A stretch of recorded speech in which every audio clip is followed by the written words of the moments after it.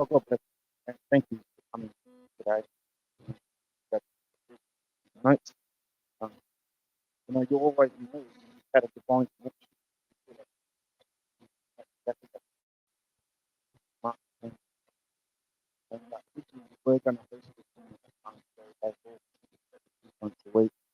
God really put it upon my heart to have it here. Lord, if I need to step up and get them.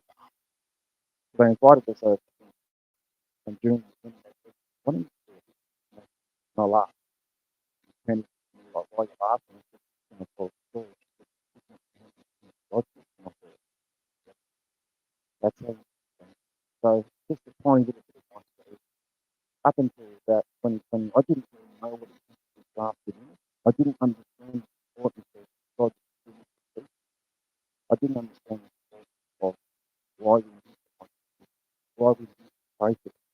And since then, I've been on a journey.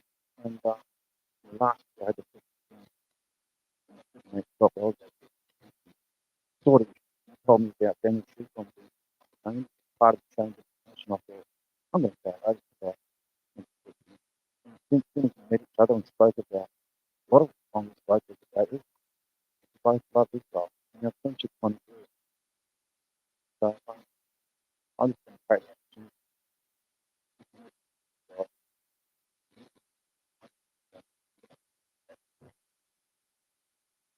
Holy Spirit, I'm welcome to bring and to honor the home of the Lord and to us. When thank you for this thing for us, very precious moment where this thing happen. And the Lord is going to everything and things that He can to come out. Thank you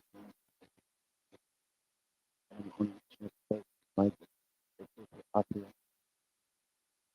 and thank you for the opportunity to talk about incredible special things that we don't understand, but why important to know why.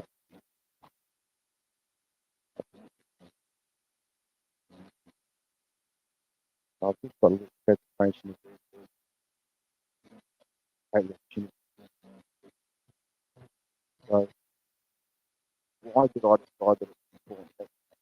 So about exactly what class is about, exactly what I did like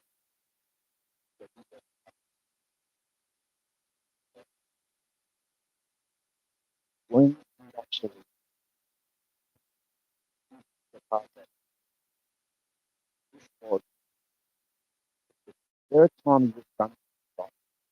Every other time they would have done it the traditional way. Not just this, but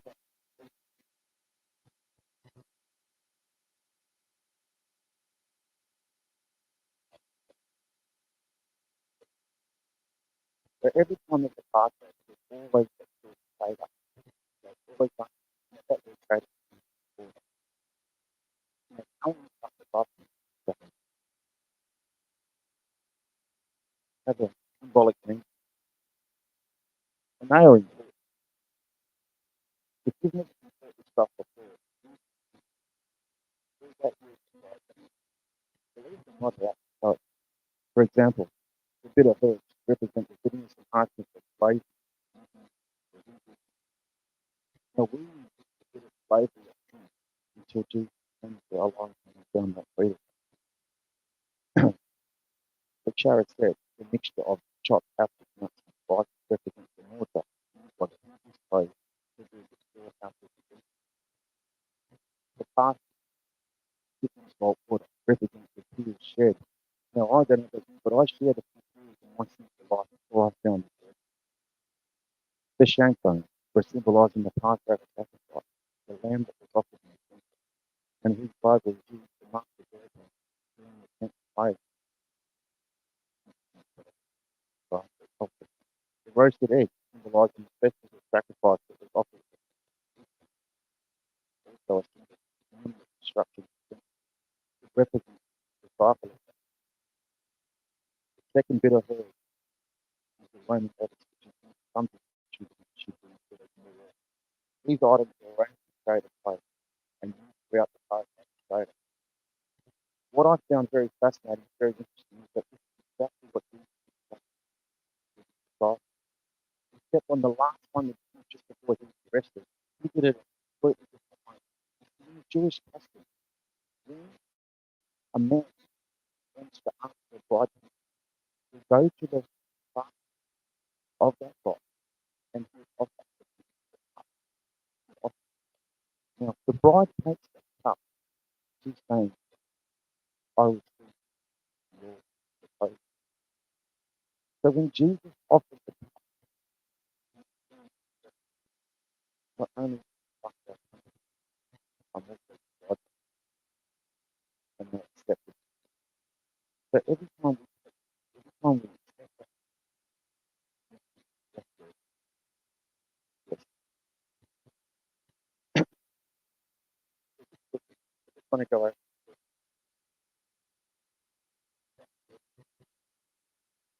So the first cup is known as the cup of sanctification in Jewish tradition. This represents the Jews that God was going to bring them. Jesus was going to bring them out of the Egypt, create a tradition, a blessing of the first cup of grain. Then, of course, we have the second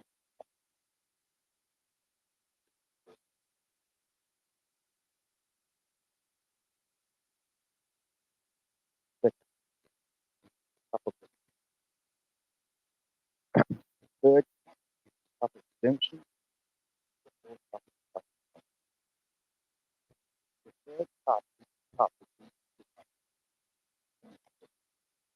God, and the fourth cup is the cup. No pathway to waiting. Why do I say that? I'm not taking this cup again until I God, which means we can interpret that on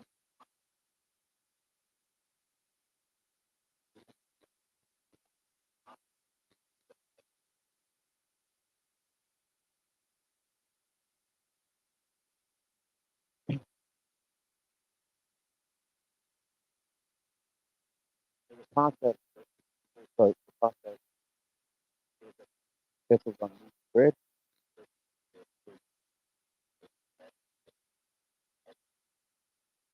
and this is what it's done. Started. I had the privilege to be on very clear about and just about anything.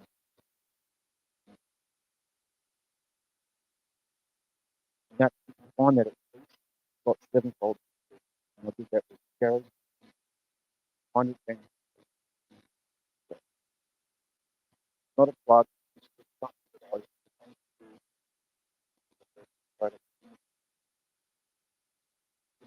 take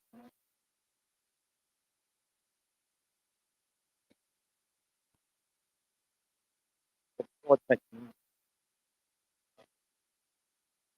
share, taking things don't happen and they take a lot to put together. So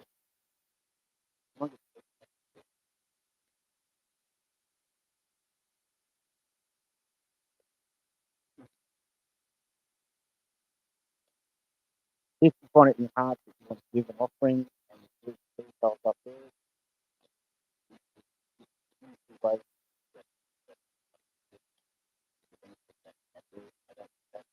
much.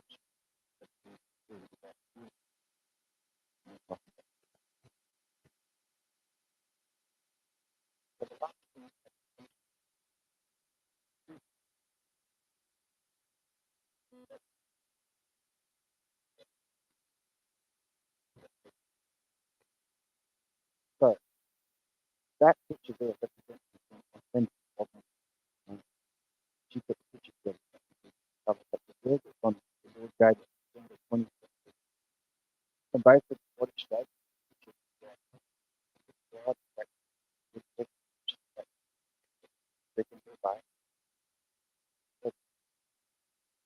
breathtaking, incredible way. And I'm waiting for my back to show what is showing, what is doing,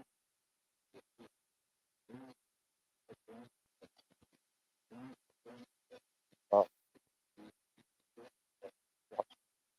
just look at the parable. What was that spot?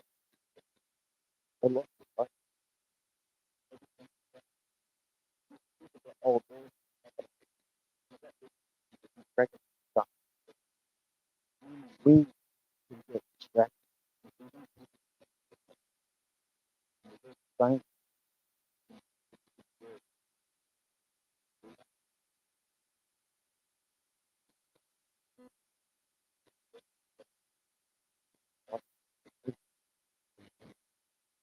another week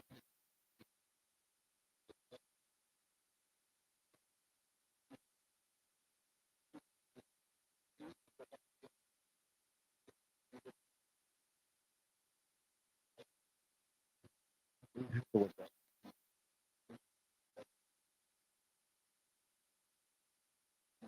I want a lot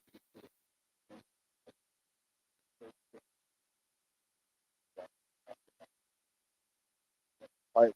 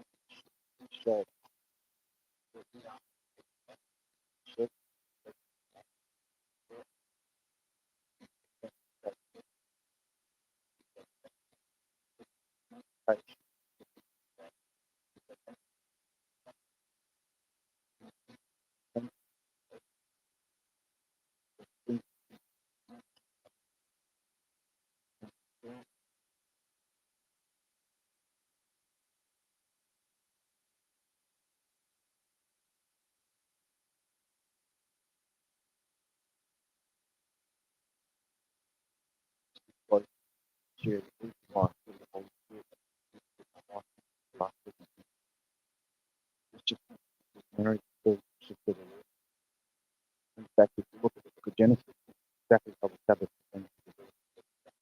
Adam and Eve, precious thing, and it's how it's all going to be. It's all going to pass through God. It's sure.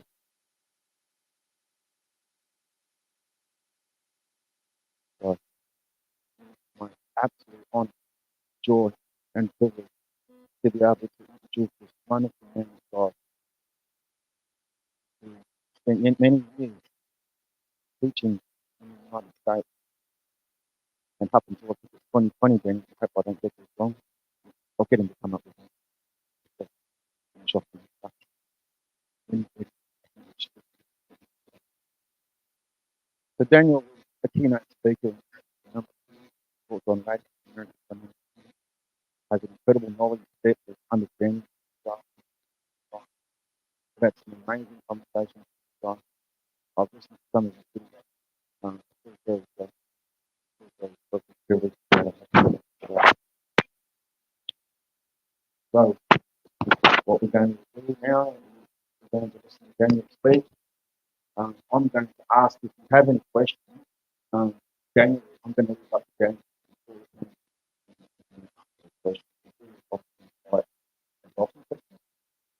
But so Daniel's also the pastor of Impact Church in New South Wales, which is, I think that happened a couple of years ago, and it's arranged in the previous pastor, Colin Brick. So yeah, this is such a joy. Up until 2020, focus that shut down. And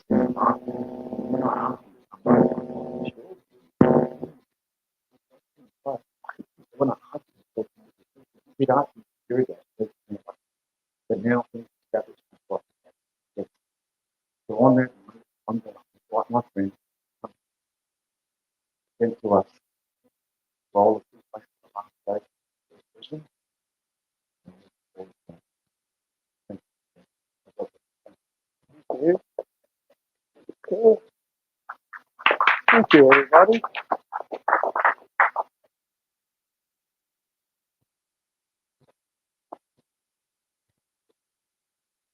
Thanks, everybody. I'd just like to, first of all, give a heartfelt thank you to Pastor Chris for inviting me. I appreciate you, Chris.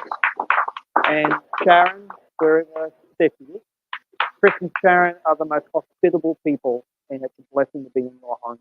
Thank you so much, brother. And to Mark and Candy for this facility. I really sense the touch of God on this place. And I think this is the beginning of something very, very special that is in the heart of God in regard to this place in this area. So I'm excited to be a part of this God's wonderful. This is my first time on the West Coast. So never been here before in my life. And I would just like to say that you are so blessed. Yep, you are very blessed. This is a beautiful, beautiful part of our great country. And so we are very thankful to God that has you exactly where He has you. So God is so good. And I laid my eyes on the Indian Ocean for the very first time yesterday. So depending on how my schedule goes, I might even get my feet into it. But let's just see how that goes. So 2 years ago, more technically speaking, coming up this August on the 28th, it will be 2 years since my wife and I became pastors of the Hope Church at Cave Beach on just south of Newcastle, New South Wales. So I never would have imagined myself being a senior pastor. Absolutely terrified me. Still does. But it's a responsibility that the Lord has placed upon me, and it's something that I carry with a great sense of honor. It's a blessing to be shepherd. Before that, as Chris mentioned, I have been doing itinerant travel to the US. So God opened the door to speak there in 2017. And so I've been privileged to speak on the East Coast and Central America, Texas, places like that. And it's been wonderful. It's been a treasure. So my message today, I have two messages, but my message for the first session is fairly, well, some may say that it's maybe controversial, maybe some say that it might be contentious. But this is the role of Islam in the last days. The role of Islam in the last days.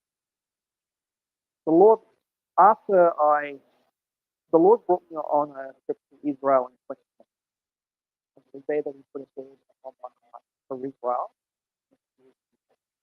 but also give me a heart and eyes for the region surrounding. And in 2013, I started my ministry called Israel, Islam, and Endtimes. It's a mouthful. You don't want to say that with false people. But I started that in 2013, and it began as an aggregated news website, and it expanded from there. We started doing seminars, and after the seminars, I think in 2016, that's when we started putting those seminars online, and that's when in 2017, I started to get myself into basic work. But why Israel, Islam, and the Empire? Because that combination is a crucial combination to understand where we're at.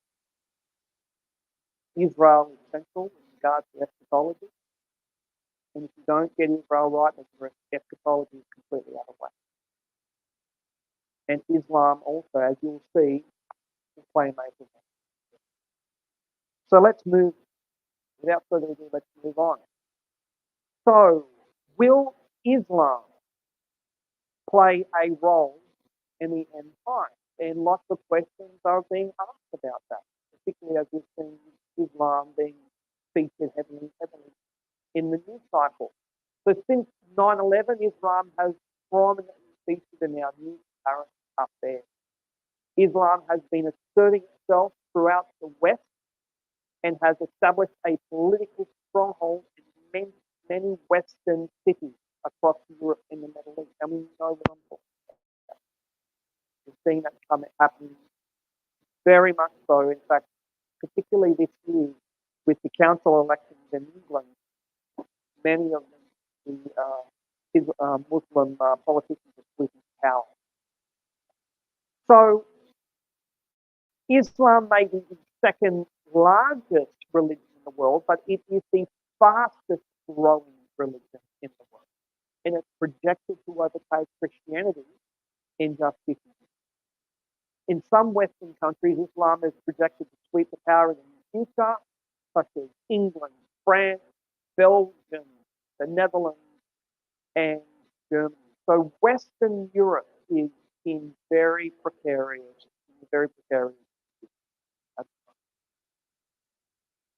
So what are Islam's intentions towards Israel? Why do I ask that? Well, with Islam playing such a central role in the global geopolitics, would we expect Islam to feature within Christian eschatology? And I believe that the answer to that is yes.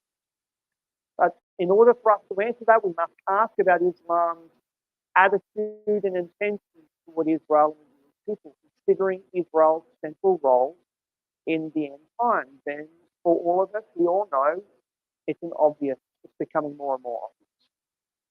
So according to a poll taken by the ADL, the Middle East is the most anti-Semitic region on earth, with 93% of Palestinians holding anti-Semitic beliefs. And wherever Islam spreads its anti-Semitic views. The nations surrounding Israel all share a common ideology and a deep-seated hatred of Israel and the Jews. So, the Bible is clear that in the last days there will be a 10-nation confederacy that will take up arms against Israel. Psalm 83 from verse 1 says this, "O God, do not remain silent. Do not turn a deaf ear. Do not stand aloof, O God. See how your enemies growl, how your foes rear their heads. With cunning they conspire against your people. They plot against those you cherish. Come, they say, let us destroy them as a nation so that Israel's name is remembered. No. Oh boy. This is especially pertinent in regards to what we're seeing happening. Yep. It says, with one mind they plot together. They form an alliance against you, the tents of Edom and the Ishmaelites, of Moab and the Hagrites, the Biblos, Ammon and Amalek, Philistia, with the peoples of Tyre. Even Assyria has joined them to reinforce Lot's descendants, from Psalm 83, verse 5 to 8. So notice that there are 10 nations that are represented in Scripture above, just as there are 10 nations 10 kings mentioned in the book of Revelation. Okay? And did you notice that every single one of those nations mentioned today, if you would put it into modern area where they are situated, they are all Islamic nations. Huge debates surround the discussion over whether the Antichrist and his armies will be part of a revived Roman Empire or whether they will be Islamic. And the reason why some scholars believe that is because the Antichrist and his armies will be part of the revived Roman Empire because of Daniel 9:26. What does it say? It says, the people of the ruler who will come to destroy the city and the sanctuary. So the people of the ruler.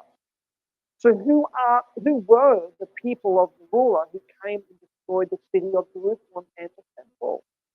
Many of us, and you'll be forgiven to say, the Romans. But yes, it was. But there's more to it.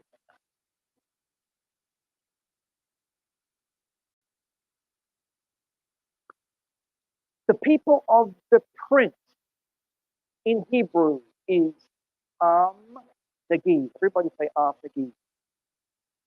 Well done. Nagid. The key to understanding the text is understanding the Hebrew word for people. So Hebrew has 4 descriptive words for people and nations. So first of all, they have memlaka, which means kingdom. Then we have malchut, which means empire, but can also mean kingdom. We have goyim. This means Gentile nations, non-Jewish nations, with a defined order, government, and national identity.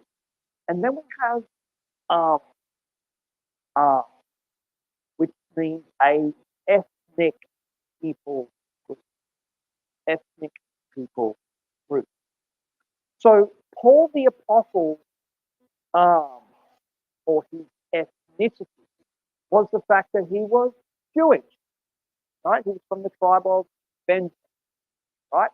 But his memlaka, or his malchut, was the fact that he was a Roman citizen. He was a Roman citizen.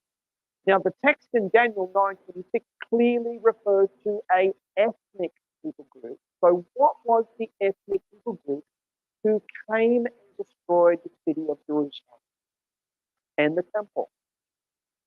You'd be surprised to learn that 2/3 of the Roman armies that sacked Jerusalem and destroyed the temple in AD 70 were, drumroll, provincial soldiers. Provincial soldiers. Approximately 20,000 troops were made up of auxiliary soldiers, that's infantry and cavalry, who were recruited from the provincial tribal regions who served in the Roman army, with the goal of receiving Roman citizenship after they fixed terms of service. Another 20,000 local troops were provided by the region's client rulers. In other words, 40,000 out of the 60,000 troops were soldiers that were sourced from the surrounding regions.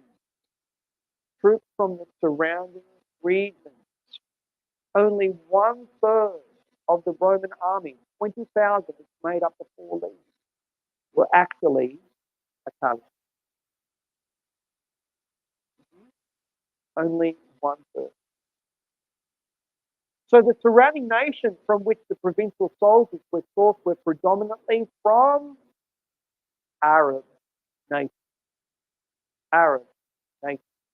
The Arab provincial soldiers already had a deep-seated hatred of the Jews. The famous first-century historian Josephus records the account when Roman provincial soldiers sacked Jerusalem. This is what he says.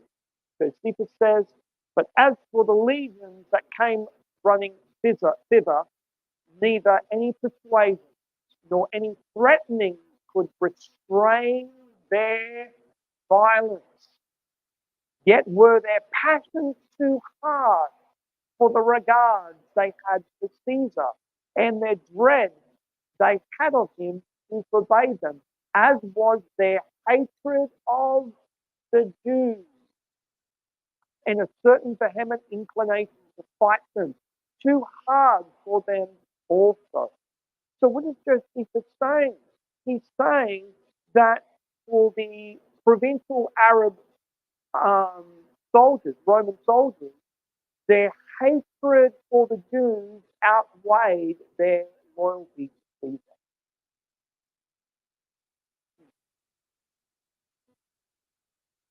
The Palestinian issue, and listen, this should not come as a surprise.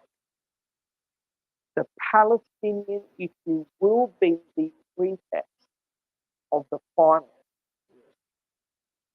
Armageddon war. The sacking of the temple and the city of Jerusalem in AD 70 was a foreshadowing. Everybody say foreshadowing. It was a foreshadowing. It was a foretaste. It was a glimpse. Okay? It was a foreshadowing of the sacking of Jerusalem by the armies of the Antichrist in the last day. There is no doubt that the Palestinian issue as we see today will be, without a doubt, the pretext. It's the pretext. The Palestinian issue will be the catalyst that will cause all nations to raise at Israel and to turn her into a pariah. And boy, since October 7, aren't we seeing that? Jesus said that there will be birth pains in regard to the lead up. October 7 was a major birth. So Islamic eschatology actually matches biblical eschatology in a very strange way. Believe it or not, Islam also teaches its own version of the end times. In fact, I even met with a Muslim mufti at the synagogue at Auburn a number of years ago, and I asked him, do you believe that we're in the end times? He says, absolutely. He said. In fact, I met with a Jewish rabbi in Newcastle a couple of weeks ago, and he believed that from a rabbinic perspective, from a Judaism perspective, that we are in the times as well. It's amazing. Muslims believe that we're in the times. Jews in Judaism believe that we're in the times. Christians believe in the times. You know that the average Joe in the street believes that there's something strangely apocalyptic about the times we live in. Interesting. Stunningly, Islamic eschatology perfectly matches up with biblical eschatology, except that it takes the opposite position. It's like it's flipped on its head. The bad guy in the Bible, the Antichrist, is the good guy in Islamic eschatology. And the good guy in the Bible, Jesus, is the bad guy in Islamic eschatology. Islam teaches that in the end times there will appear a Messiah figure called El Mahdi. Everybody say El Mahdi. Well, we can call him Mahdi for short. El Mahdi. And he will be a ruler for all Muslims, as well as a spiritual military leader. He will be a president, pope, and general, all rolled into one.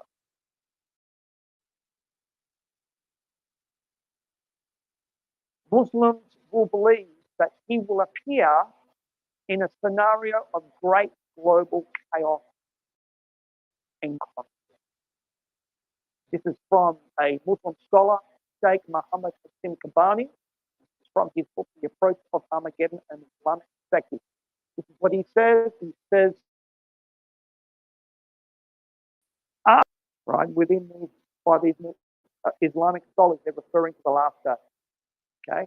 After the lesser signs of the hour appear and increase, mankind will have reached a state of great suffering. Then the awaited Mahdi will appear, he said. So he will be the universal leader or the caliph for all Muslims. Islam teaches that the Mahdi will reunite all Muslims. This is from Ibn Majah. Okay, hadith. It says Muhammad said, "If you see him, go and give him your allegiance, even if you have to crawl over ice, because he is the vice regent, the Khalifa, right, of Allah, the Mahdi." And this includes, okay, because there are some people, critics, who say, no. This is just a Shia thing, right? The Sunnis don't believe this. No, that's not true. Both the Sunnis and the Shiite Muslims believe and are expecting a Mahdi. This is from, again, Sheikh Muhammad Hashim Kabani. He says this: the coming of the Mahdi is an established doctrine for both Sunni and Shia Muslims, and indeed for all humanity, he says. So here's an interesting point of fact. In Islamic eschatology, he will ride a white horse and embark on global conflict. Now, does that sound familiar? Yeah. Okay. So Islamic eschatology teaches that Al Mahdi will ride a white horse, embark on a global military campaign to vanquish all non-Muslims, right, or the kuffar in Arabic, the infidel or infidel nations. This is part of their doctrine of the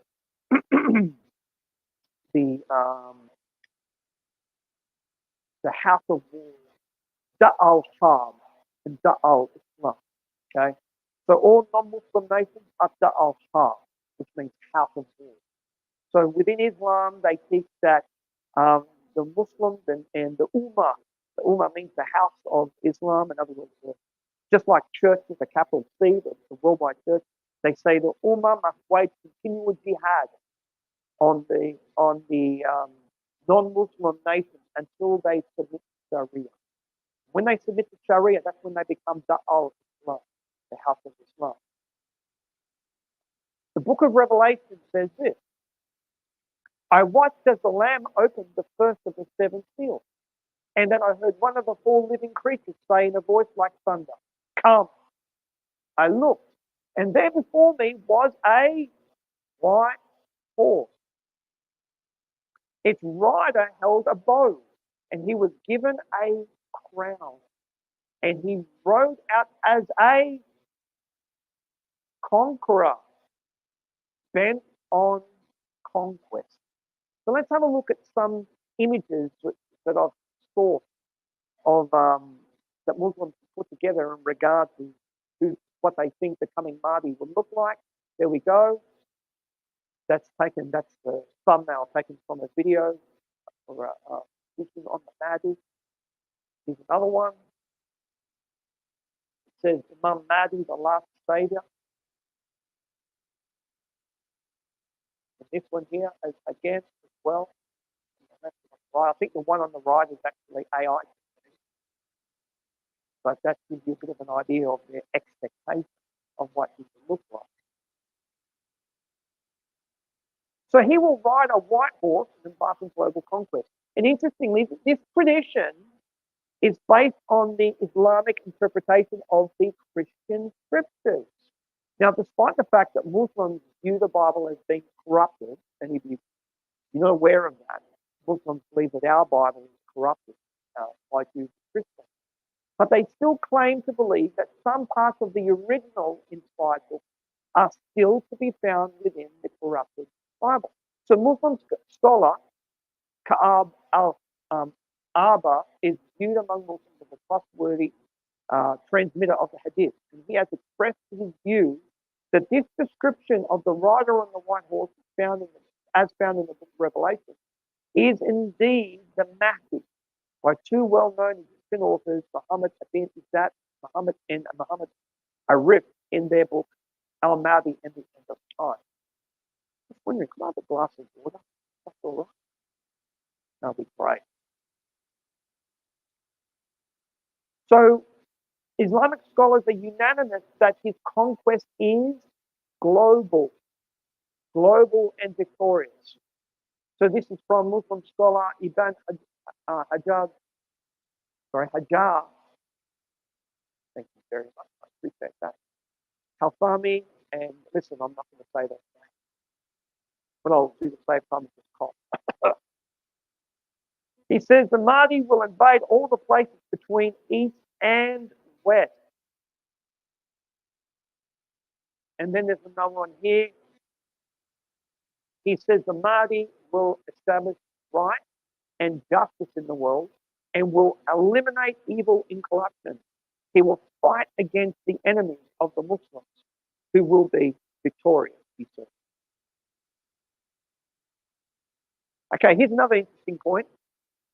Al-Mahdi's reign will last for just 7 years. 7 years.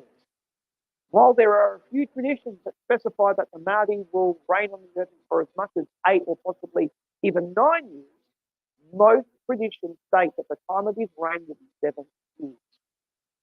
And this is from Sunan Abu Dawood.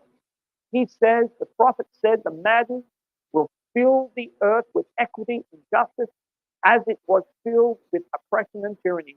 And he will rule for 7 years. 7 years. Islamic scholars teach also that Al-Mahdi will die at the end of his reign. Isn't that extraordinary? Okay, and this is from, again, Sunan Abu Dawood. He says, the Prophet said, he will divide the property and will govern the people by the sunnah of their Prophet and establish Islam on earth. He will remain 7 years and then die, and the Muslims will pray over him. What does it say that will happen to the Antichrist? Yep, yep. That Jesus, when he comes, he will kill the Antichrist. Yep, yep, yep, yep. So Al-Mahdi will make a peace treaty during his time. Islamic eschatology teaches that Al-Mahdi will make 4 peace treaties, and one of them will be for 7 years with a Levite Jew who is descended from Arabs. Now that gives you a little bit of a hint, doesn't it? To give you a hint to suggest that it could be possibly when the Jewish temple has been established. Okay? So this is from Tabarini, and he says this. Muhammad said there will be 4 peace agreements between you and the Romans. Now this is very interesting.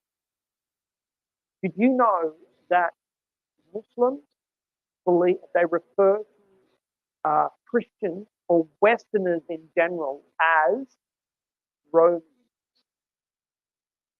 Romans. Now let me give you an interesting tidbit. The dream that Nebuchadnezzar had. The head was gold, representing Babylon.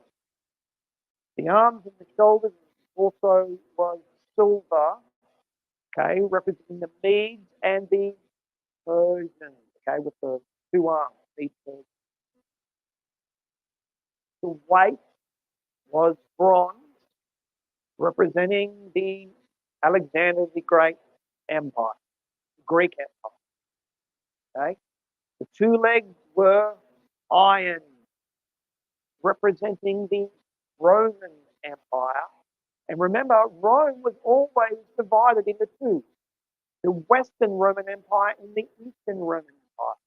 2 legs, just like the 2 arms, Medo-Persians, but 2 legs, West Roman Empire, Eastern Roman Empire.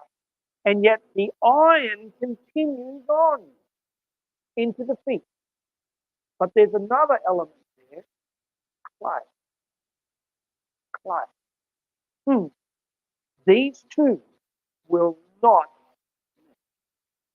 They will not mix. East and West.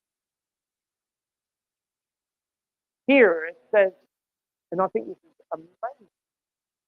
It says, Muhammad said there will be 4 peace agreements between you and the Romans, Christians. The 4th agreement will be mediated through a person who will be from the progeny of Hadrat Harun. Now, listen, that's referring to the Honorable Aaron, Moses' brother, and will be upheld for how long? 7 years. 7 years. Daniel 9:27 says that he will confirm a covenant with many, which I believe is Jews and Christians, for 1/7. Okay, in the middle of the 7, he will put an end to sacrifice and offering, and on a wing of the temple, he will set up an abomination that causes desolation until the end that is decreed is poured out on him. So the fact that the Antichrist will break the peace agreement halfway through it indicates the Islamic practice of hudna. Everyone say hudna. Hudna. What on earth is hudna?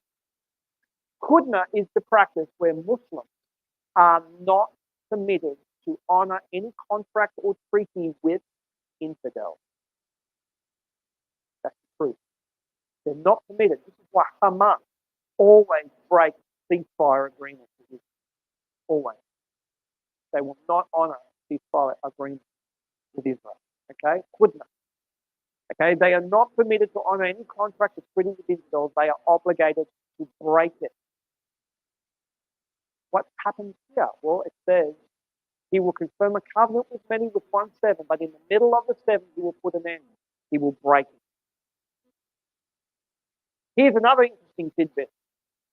Al-Mahdi his reign will be from, drumroll,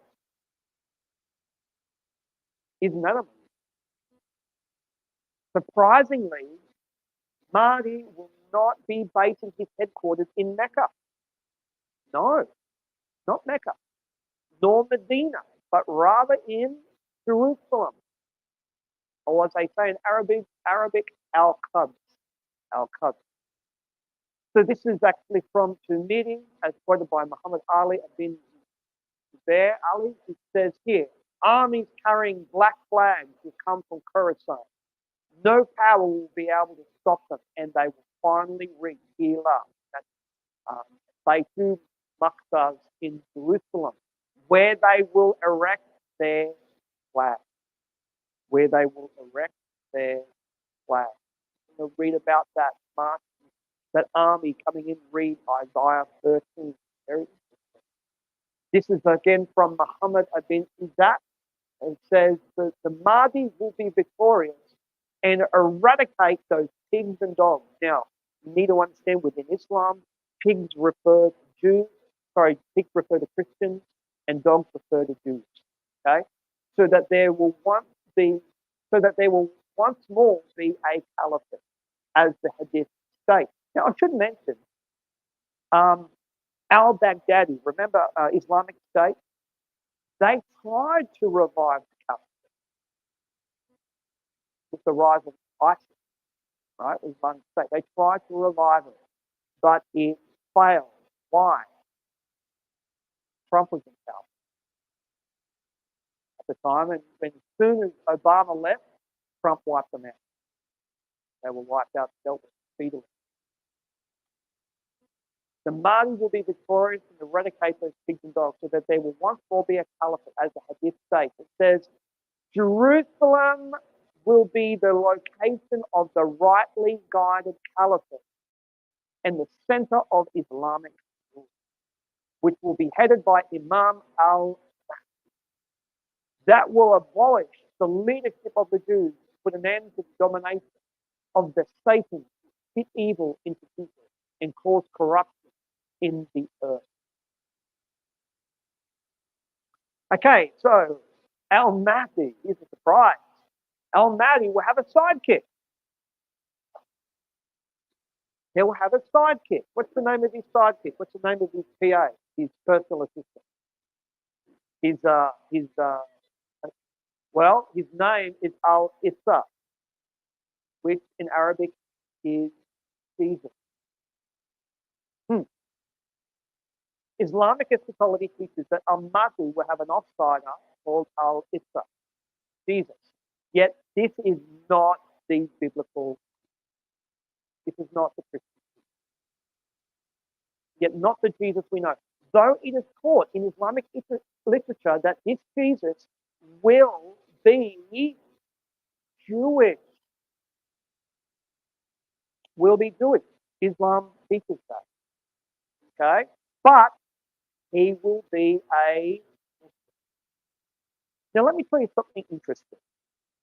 In the book of Revelation, okay, John sees a beast, first of all, coming out of the sea.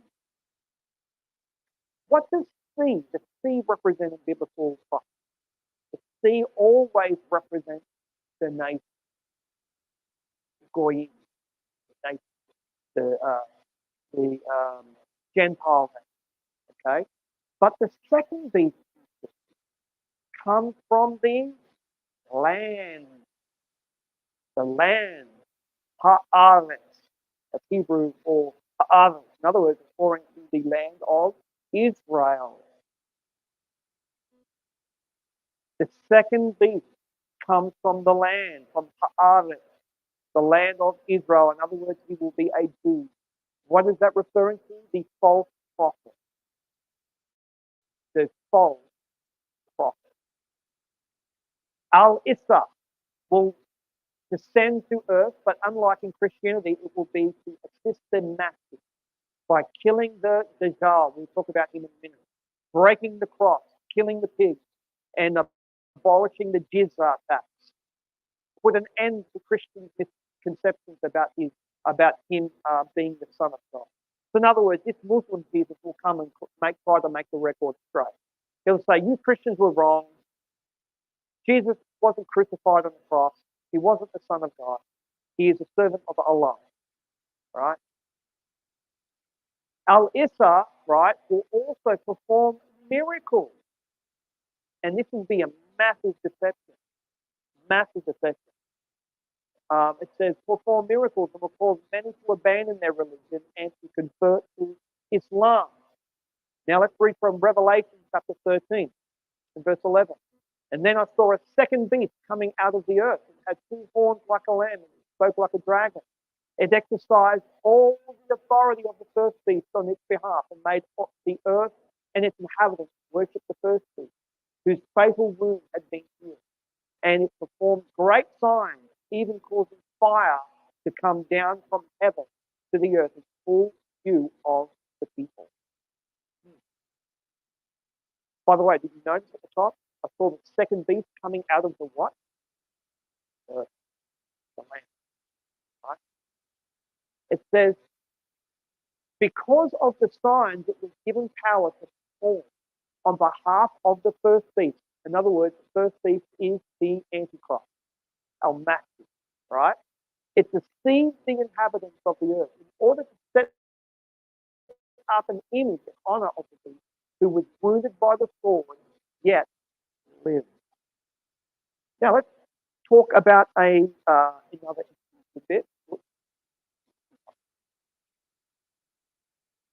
Islam teaches that there will appear a false Jewish Messiah.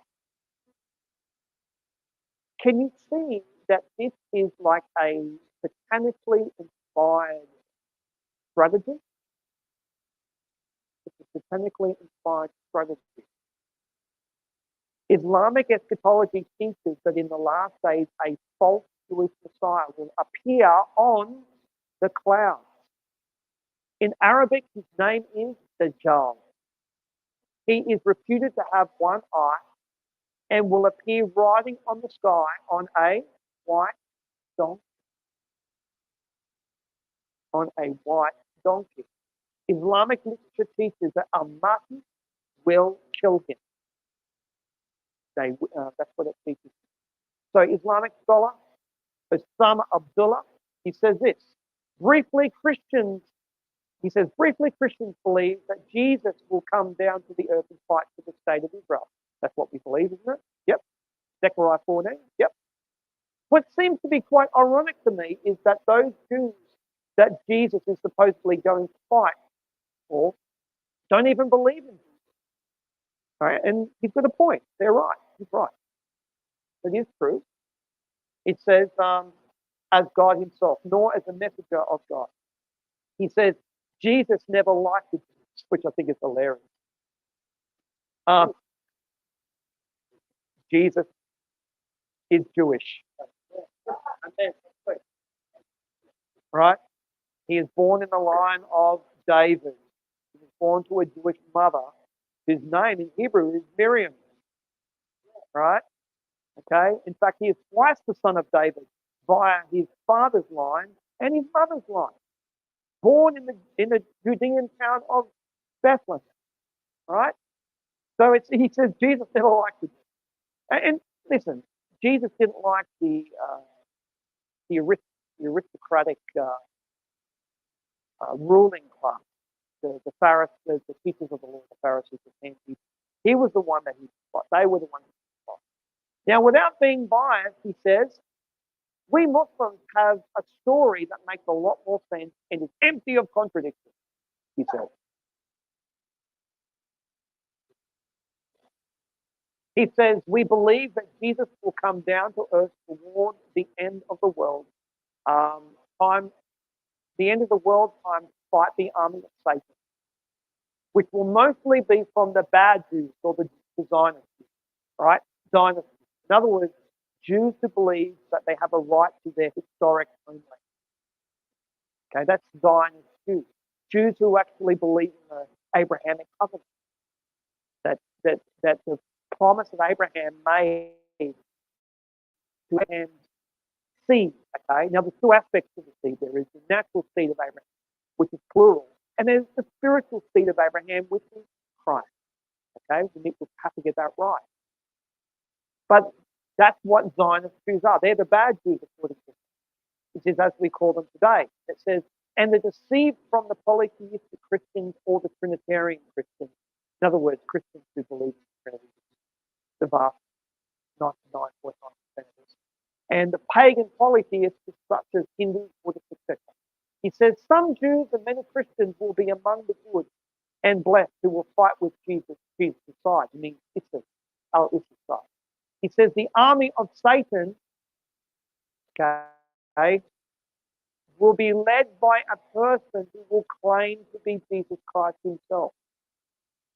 The Muslims will call him the Dajjal, or the deceiver, The real Jesus' army will fight the Dajjal's army. In other words, he's saying that the army of Al-Mahdi and Al-Isa will fight the Dajjal and defeat him. The empire of Israel will fall, and the religion of Islam will prevail. Interesting. So, Islam teaches that the Dajjal will ride a white donkey.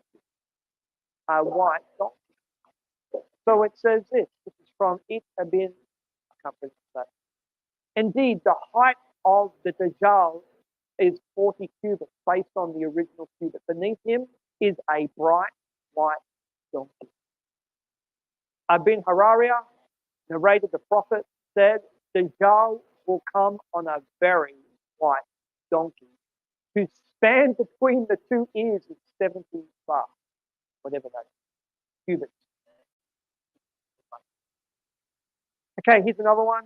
Another hadith mentioned that the Dajjal's donkey eats fire within its body and has an opening from which fire and smoke emerge. It moves with very high speed over land, oceans, and skies. Its color is very white, like the moon. Between one step and another, in other words, saying it's glowing white. Between one step and another is like the walking of a day and a night. On earth, its length is 150 years. He says, this is Nawaz bin Aman narrated, the Prophet said, the Dajjal's movement will be very fast. It will roam the sky. Everybody say roam the sky. It will roam the sky like a cloud driven by wind. Now, do you think that from a distance, that Jesus coming on the white horse could look to the Muslims as a Dajjal riding a white donkey. Yeah, from a distance. It's a horse-like figure, isn't it? Yep. This explains, and I wanted to build up this. This explains why the armies of the Antichrist. Revelation 19:19 says, "Then I saw the beast and the kings of the earth and their armies gathered together to wage war against the rider on the horse." The Islamic teachings on the appearance of the Dajjal perfectly explain why, after the glorious display of the Lord appearing, that the armies of the Antichrist are willing to put up a fight. They are willing to put up a fight. They are expecting his arrival. Now, if you saw the sky split open with the brightness of 10,000 suns and saw Christ coming forth on a horse with his angelic hosts in great power and great glory, if you were a member of a foreign army, you'd drop your gun and say, "That's it, I'm not fighting that guy." No, I'm going AWOL. There's no way. Come on, don't kid yourself. Don't kid yourself. You would not fight that. But these people have been conditioned and have been deceived to think that they actually have a chance. They believe that they will fight him and kill him and believe that they will prevail. Yep, massive defense. Yep, exactly. So Mahdi will impose global Sharia and will change the calendar. Because Islam teaches that Al-Mahdi will impose Sharia law upon the inhabitants of the earth and will change our Gregorian calendar to a Muslim calendar. What does Daniel 7:25 say? He will speak against the Most High and oppress his holy people and try to change their and the laws. Try to change the set times, right, by instituting a Muslim calendar and the laws. What happens when it transitions from Da al-Harb to Da al-Islam? When a nation is conquered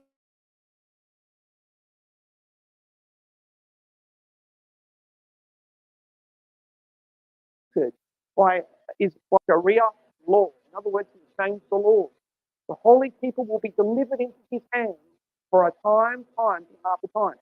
That means 3.5 years. So here's the Great Tribulation. So Al-Mahdi will set about wiping out all Jews and Christians. It says the Mahdi will offer the religion of Islam. And by the way, this is Muhammad ibn Ishaq. It says the Mahdi will offer the religion of Islam to the Jews and Christians. If they accept, they will be spared. Otherwise, they will be killed.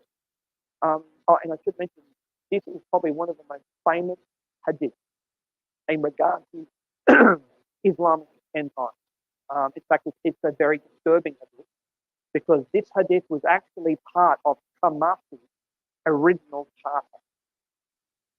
Okay? It says this. The Prophet said, the last hour will not come until the Muslims will fight against the Jews and the Muslims will kill them until the Jews will hide themselves behind a stone or a tree, or a stone or and a stone or a tree would say, "O Muslim, servant of Allah, there is a Jew hiding behind you. Come and kill him." Now they quote that to taunt the Jews all the time, all the. In fact, on my page, on my Israel Islam and Endtimes Facebook page, because it's named the way that it is, I get a lot of Muslims on the page, and they always quote that verse. They quote that, particularly if I post something pro-Israel, they will say that the time is coming. The time is coming, referring to the last hour. Yeah. So they are saying they are they are basically looking forward to the time where they can commit to genocide, which is ironic because they are accusing Israel of things.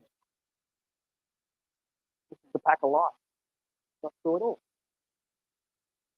The looming time of Jacob's trouble. And I'm going to shift gears a little bit now. I'm going to change from speaking about Israel to talk a little bit more about Israel. The Bible unmistakably speaks of a future time of tremendous persecution and tribulation for the Jews. In Jeremiah 30, verse 4 and 7, the prophet Jeremiah says, "These are the words of the Lord spoken concerning Israel and Judah. This is what the Lord says. Cries of fear are heard, terror, not peace. Ask and see, can a man bear children? Then why do I see every strong man with his hands on his stomach like a woman in labor, with every face turned deathly pale? How awful that day will be. No other will be like it. It will be a time of trouble for Jacob. But, how many of you glad there's a but there? But, he will be saved out of it. Hallelujah. He will be saved out of it. Zechariah chapter 14, verse 2 says, I will gather all the nations to Jerusalem to fight against it. The city will be captured. And by the way, I should say that, hang on. The houses ransacked and the women raped. That's a horrible thing to read. But remember what happened on October 7th, what they did to the women. Yep. Remember what Jesus said. How terrible it will be in those days for nursing mothers and pregnant. Yep. He says half of the city will go into exile, but the rest of the people will not be taken to the city. That is very interesting. Did you know that Jerusalem, as it stands now, is divided into two halves? West Jerusalem and East Jerusalem. Now, if you were to ask Benjamin Netanyahu, he will tell you that East Jerusalem belongs to Israel, not according to the United Nations. The United Nations says that East Jerusalem is international land. It belongs to the international, or belongs to the Palestinians. But they lay claim. You know that the base for the United Nations in Jerusalem is on it's on a little hill. It's on a hill. And the hill in Hebrew actually means the hill of evil counsel. The hill of evil counsel. Yep. So half of the city, you know that all of the old cities of Jerusalem, including the Western Wall, belong in the eastern half. Including if there is a future temple built east of Jerusalem, the Antichrist will come in and take over. Okay. Then the Lord. So aren't you glad that it says then? It says, then the Lord will go out and fight against those nations as he fights in the day of battle. Jesus said, pray that your fight will not take place in the winter or on the Sabbath. And I know exactly what he's talking about because when I was in Israel, I foolishly arranged my departure on the Sabbath. Did you think that I could actually get out there, out of Jerusalem? No, I had the worst time. It was a nightmare. I had to find a Palestinian taxi to come and get me to take me out of Jerusalem. He says, for then there will be great distress, unequaled from the beginning of the world until now, and never to be equaled again. That's how we know that it was the Holocaust. There is another time coming. This is from Luke. This is Jesus again in Luke 21. How dreadful it will be for those days, for pregnant women and nursing mothers. There will be great distress in the land and wrath against these people. They will fall by the sword and will be taken as prisoners to all the nations. Again, October 7 was a foreshadowing. It was a glimpse. With what happened on October 7 will be countrywide. I hate to say that because I love it. I hate it. The whole thing to comprehend.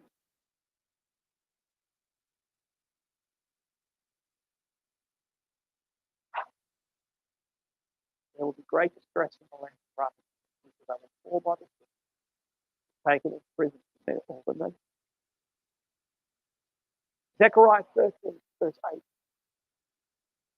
In the whole land, declares it, 2/3 will be struck down, yet 1/3 will be left. This third I will put into the fire. I will refine them like silver and test them like gold. They will call on my name and I will answer. I will say, they are my people, and they will say, the Lord is our God. Remember what Jesus said, you will not see me again until you say, Baruch haba b'shem Adonai. Blessed is he who comes in the name of the Lord. Did you know that there was a foreshadowing of that in history? You know that history itself is the prophet? What happened in World War II? There was an Antichrist figure called Hitler. He was in, what did he want to do? He wanted to set up a 1,000-year Reich. He was a type of Antichrist. He wasn't the Antichrist. He was a Antichrist. Do you know that before Hitler came to power, there were 9 million Jews living in Europe?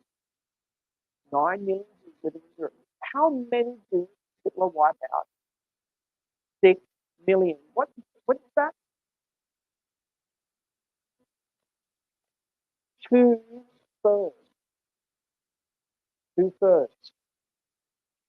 In other words, what happened in World War II was a glimpse, it was a foreshadowing of what is to come. History is a prophet, as a warning, right? So that when it finally happens, no one will have it. God uses history as a prophetic voice to speak to us today. George Satania said, those who do not learn from history are condemned to repeat it. The church in Germany during the 1930s had an opportunity to protect the Jews living among them, but it failed. For the most part, the church in Germany had fallen for an aberrant and destructive theology called replacement theology, also known as supersessionism. Okay, what does that mean? It means that, it means God has done away with the Jews. He's done with them. They crucified Jesus. They rejected Jesus, so therefore God has rejected them. The Jews are the old people of God, and the church are the new people of God. The church has replaced them. Hence where we get the term replacement theology.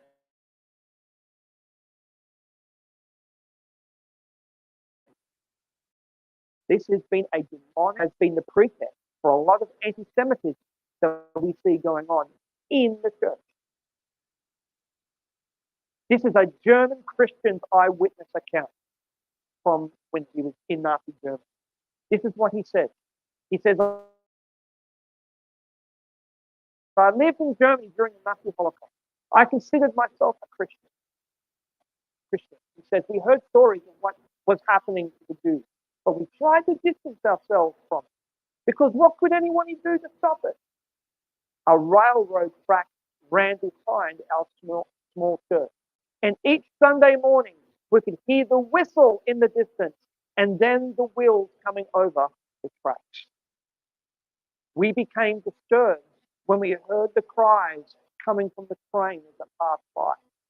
We realized that it was carrying Jews like cattle in the cart. Week after week, the whistle would blow. We dreaded to hear the sound of those wheels because we knew that we could hear the cries of the Jews en route to a death camp. Their screams tormented us. We knew the time the train was coming. And when we heard the whistle blow, we began singing hymns. By the time the train came past our church, we were singing at the top of our voices. If we heard the screams, we sang more loudly, and soon we heard them no more. Years have passed, and no one talks about it. But I still hear that train whistle in my sleep. God,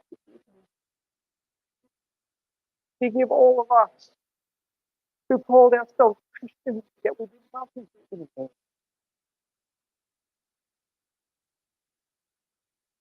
The opening exhibit at Yad Vashem, the National Holocaust Museum in Israel. And it breaks my heart to say it. I really don't like talking about it.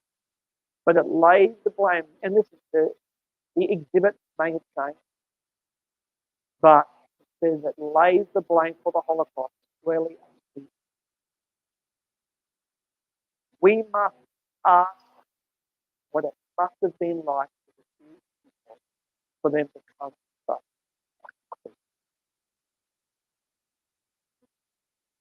For many Jews who were marched off to the concentration camps, they walked past church after church after church in every street corner. Will the church allow that to happen? That, ladies and gentlemen, is the question of the hour.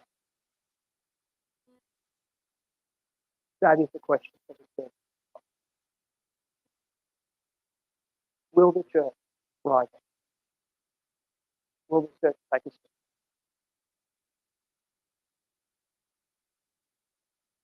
I'm just wondering if you have much computer connected to the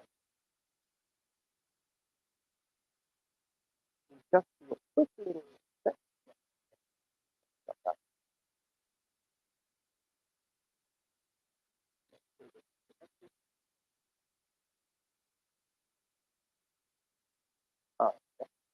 Perfect.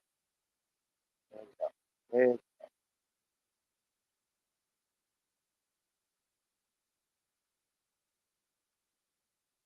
we go. Thank you. Perfect.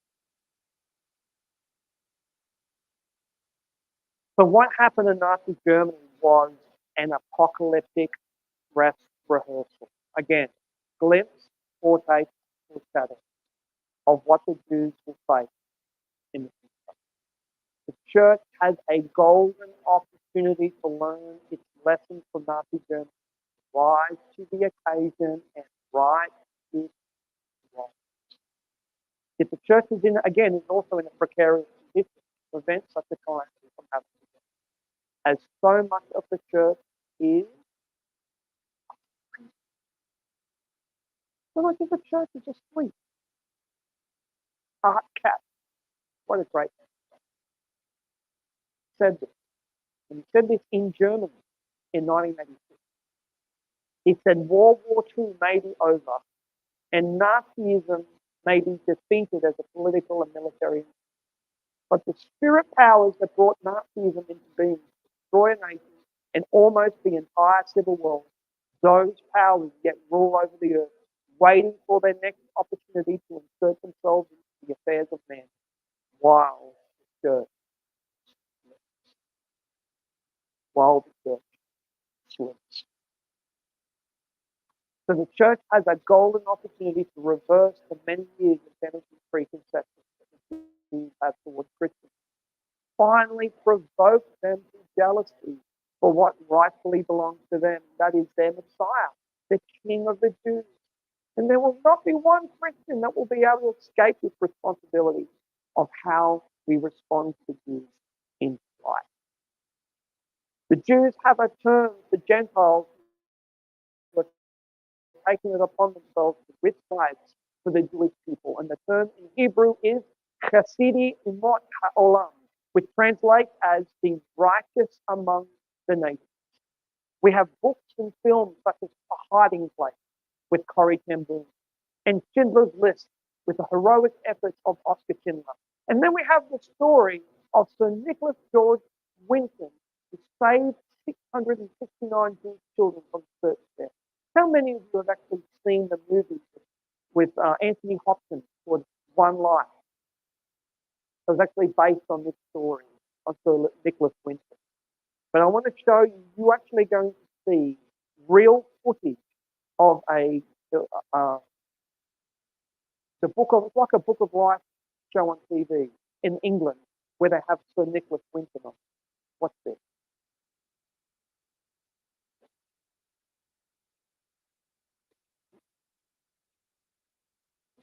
get the audio right. Okay.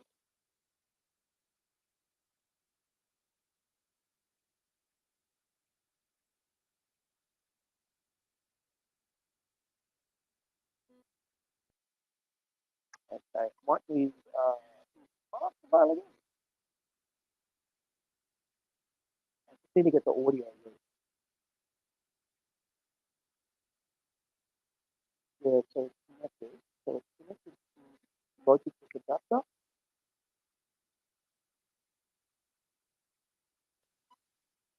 Oh, let's see if we can try. Oh, it's not. Oh, yeah, no, it's fine. All right, let's try it. Down.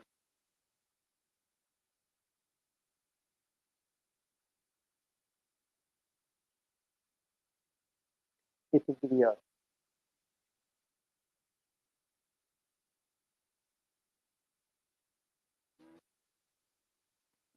You know what we can do?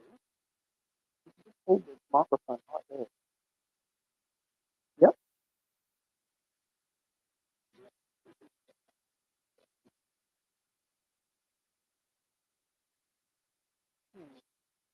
All right. Let's get this microphone. All right. All right. Go back. Sorry, everybody. Who loves technical issues? Nobody. Okay, so let's try. Okay, here we go. I'll do that one with the system from preview. I'll just do that. And now, oh, play.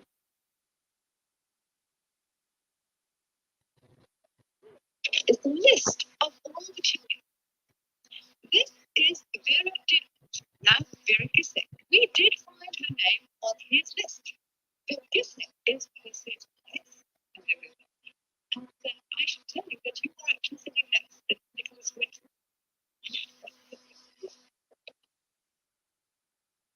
And it was just so wonderful, so terribly touching.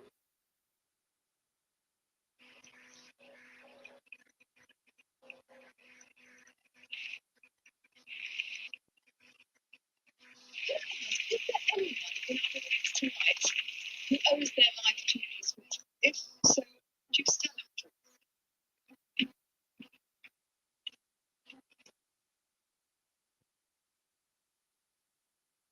Wow.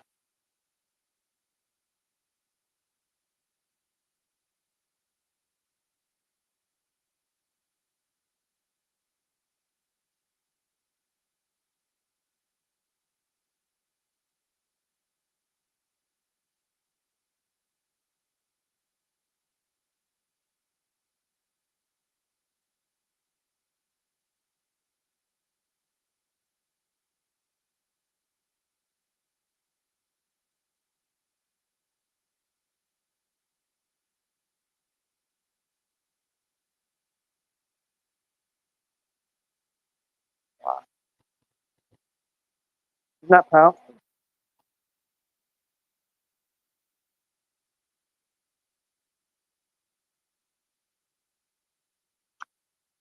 Remember the word, Lord, when did we see you reveal yourself? When did we see you stranger and invite you or need clothes? When did we see you sick or in prison? Go to him. And the king will reply. Truly I tell you, whatever you do in one of the least of my brethren, you did for me. So what shall we do? What did Jesus teach us to do? Say, what? And pray. What? We need to be diligent in watching and persistent and praying. consistent in our prayer. We need to pray how we can respond to you when they take flight in the coming. We need to pray that in the midst of persecution that the Jewish people's eyes will be open to see it, their Messiah. We need to also pray for Muslims. Jesus said we need to love our enemies and pray for those who persecute us. We are commanded to do that by our Saviour, that their eyes will be open to the gospel. And I want to round this off with a little bit of this.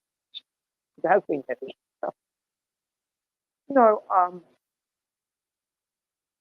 years ago, about 10 years ago, I was in the shower. God came to speak to me when I was in the shower. And I said this to the Lord. I said, Lord, I hate Islam, but I love you. I said, Lord, I hate Islam, but I love you. Help. And the Lord spoke to my heart. He said, well, what's in your heart? I thought to myself, well, I'm a website. And when I said that, straight away I had this vision in my heart to do a website called, it was completely in Arabic, reaching this. And I had two faces that came before me. One was a man called Al Fadi, who was a former Muslim that became a believer and has now got an incredible ministry in America at the moment. And another man, beautiful friend called Adrian, my friend called Adrian. And anyway, I reached out to Al Fadi. I said, Al, could you help me put a website together in Arabic? Because I'll be more than happy to help. So he helped me to translate a lot of stuff. I also had other things to help as well. He helped. And he even helped me to name it. It's called Limasa Yasu, which in Arabic means why Jesus. And notice that the Arabic Yasu is the correct name for Jesus, not Yeshua. Okay? And then Adrian, my friend Adrian, he's a property developer, and he helped to fund it. So he funded the whole project. You know that out of all the pages, in fact, I might even be able to show you. Out of all the pages on the website,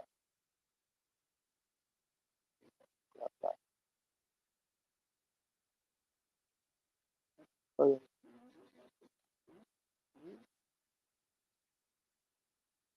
there it is right here. Let me show you this. So this is it. So all this is in Arabic, and it's specifically targeted towards Sunni Muslims.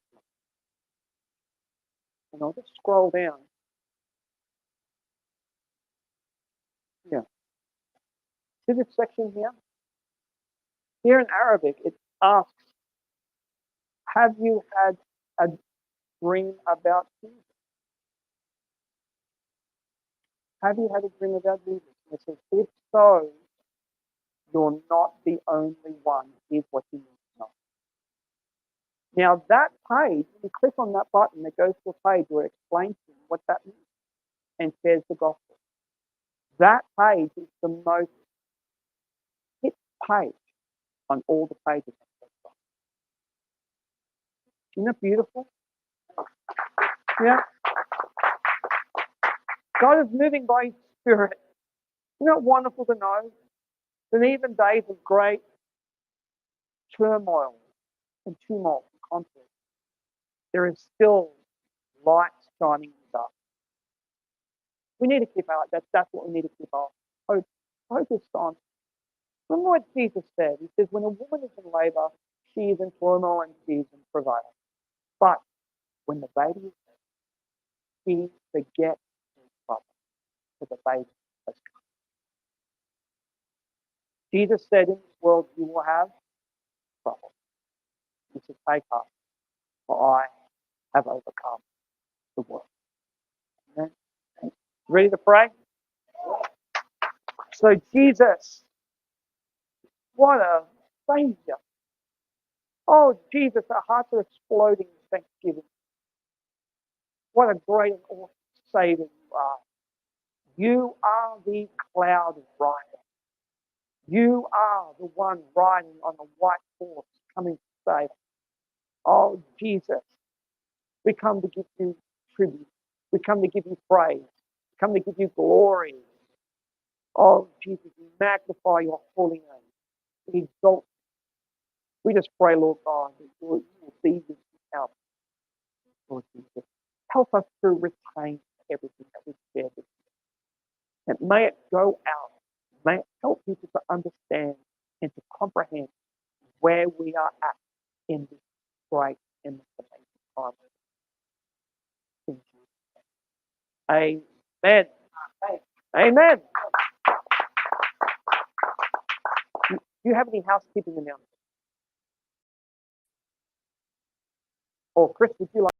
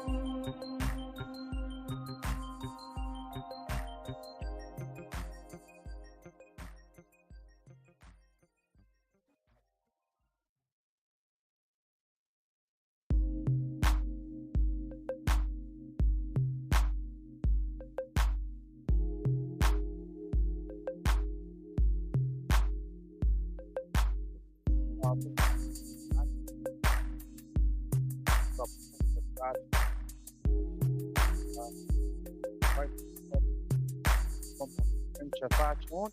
If you would like to get across to the shofar,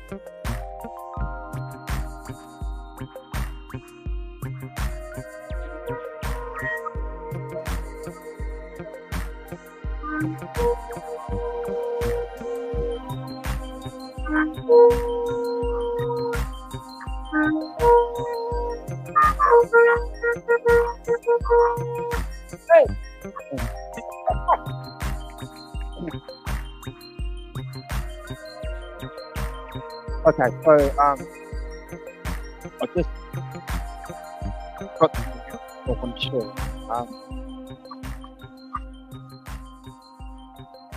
So Sharon and I answered the call of the Lord to start fasting in church. Quite a number of last week, I had an encounter with the Lord, quite a powerful. And he said, "Look, going to church, come to church." But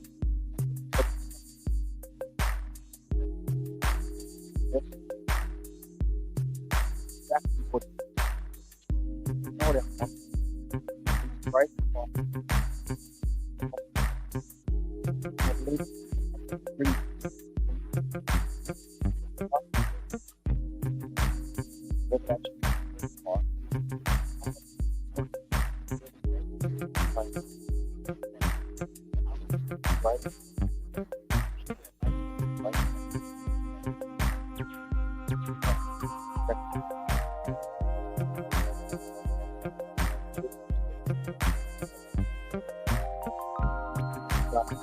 When 20 minds very much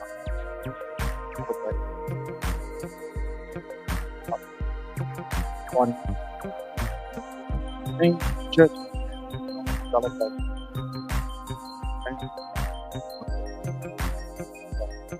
church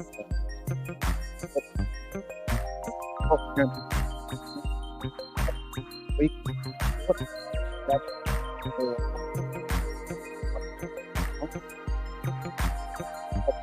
but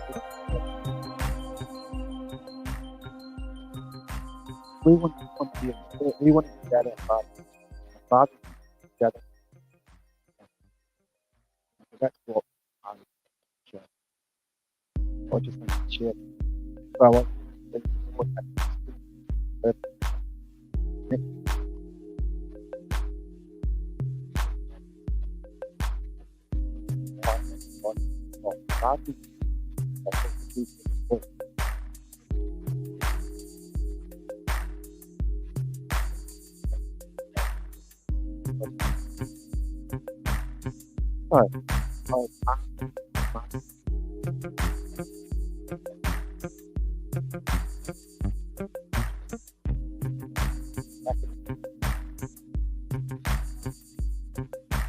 he writing up down at the Bible church. No, you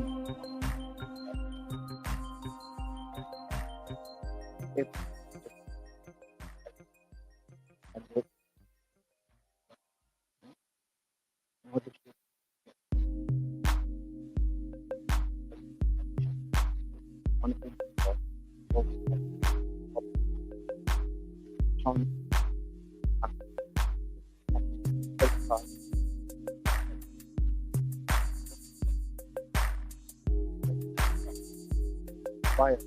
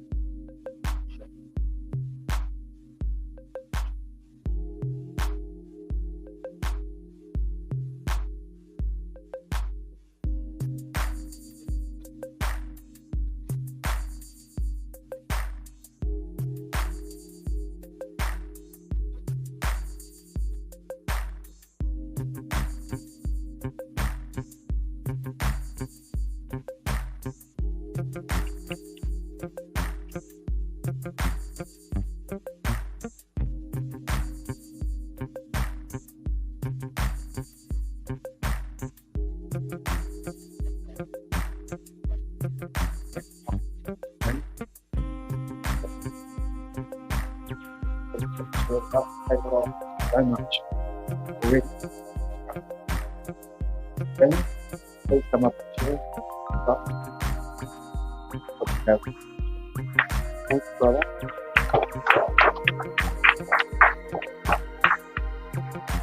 Right. Is everybody hearing me okay? Excellent.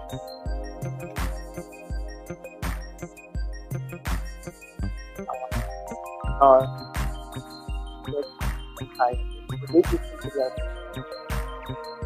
Yes.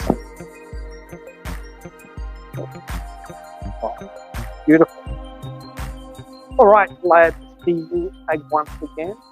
One year, right? If that's okay. How about we pray?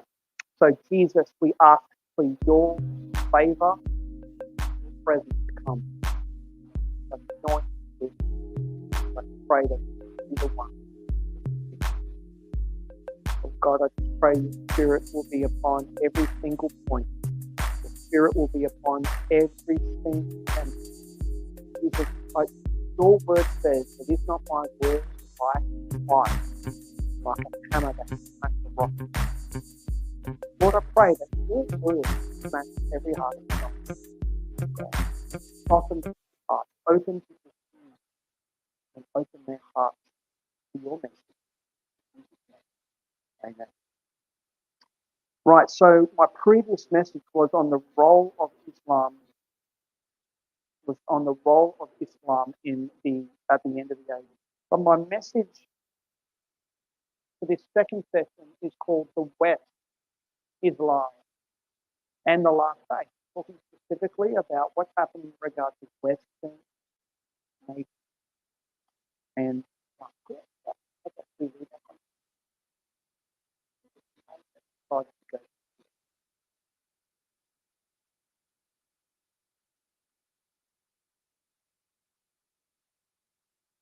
So I want to begin by asking the question: what is Western civilization? What is Western civilization? So, sociologist of religion Rodney Stark said, the Christian concept of God held the key to the rise of the West. The Christian concept of God held the key, right, to the rise of the West. Historian Tom Holland. Now, this is not the Spider-Man actor, okay? This guy is a historian. He's a brilliant historian. In fact, he's not even a Christian. But he said this. He said, most people are oblivious to the way in which the West's Christian heritage has shaped modern education, healthcare, music, art, literature, and the scientific revolution, to name a few, he says. And this is my favorite quote, is what he says. He says, if Western civilization is the fishbowl, then the water is Christianity. If Western civilization is the fishbowl, then the water is Christianity. Yet over the past 3 centuries, we have witnessed the gradual decline of Christianity. First in Europe, but only to accelerate throughout the West over the past 70 years, even in our own country. Yeah. Apostasy is now having a huge impact upon America.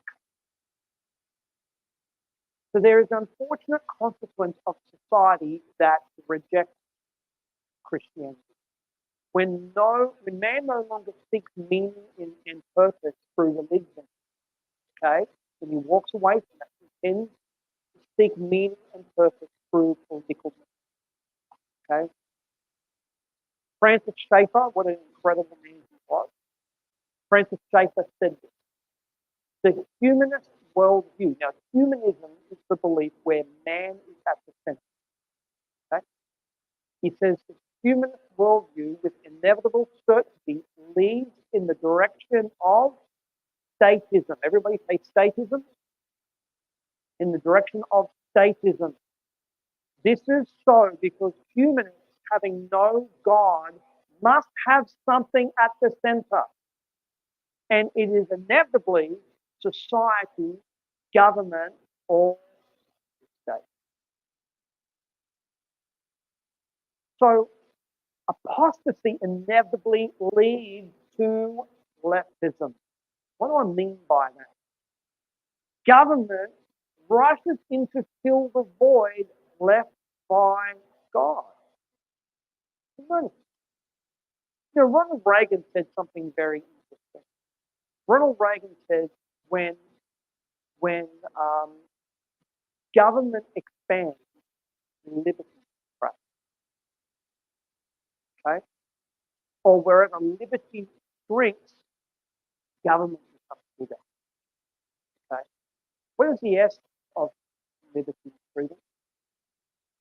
Christianity. Where the Spirit of the Lord is, there is freedom. Right? So, in fact, there is another saying, and I'll move on to that later. But according to Pew Research from last year, atheists are 700% more likely to favor big government, Democrats, or I should say, in our way, the Labor Party, which is Green, okay, over small government, conservative. Richard John Niehaus said this. He says that socialism is the religion people get when they lose their religion. Let me repeat that. Socialism is the religion people get when they lose their religion. So Ali Stuckey said this, she's a conservative commentator from the US. She said, in my experience, as a Christian moves to the left politically, they begin to take the Bible less seriously. How many of you know what I'm talking about? Right? Okay. As I've never seen someone become more liberal socially, politically, while becoming more solid theologically. Biblical inerrancy seems to give way to cultural relevance. So, as a result of rejecting God and Christianity, Western society has become utopian. Okay? Utopian. Fyodor Dostoevsky says, socialism is the Tower of Babel built without God, not to mount to heaven from earth, but to set up heaven on earth. Set up heaven on earth. Really, it is an arrogant attitude within someone when they reject Christianity. They say, we can build a better society than what Christianity is. The arrogance. The arrogance.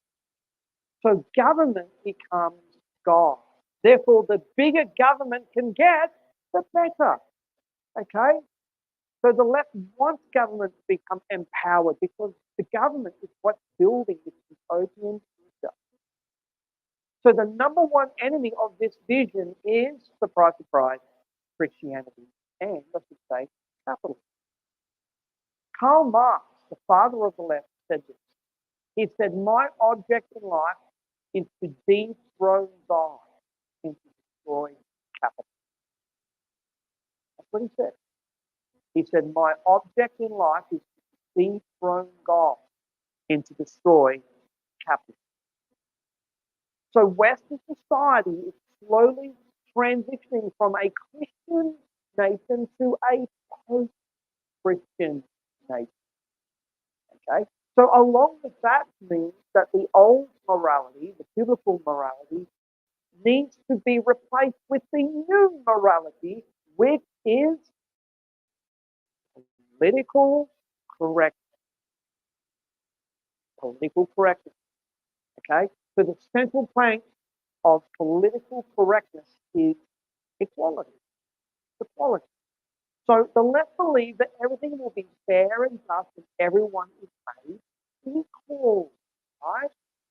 One of their chief outcries is all cultures are equal.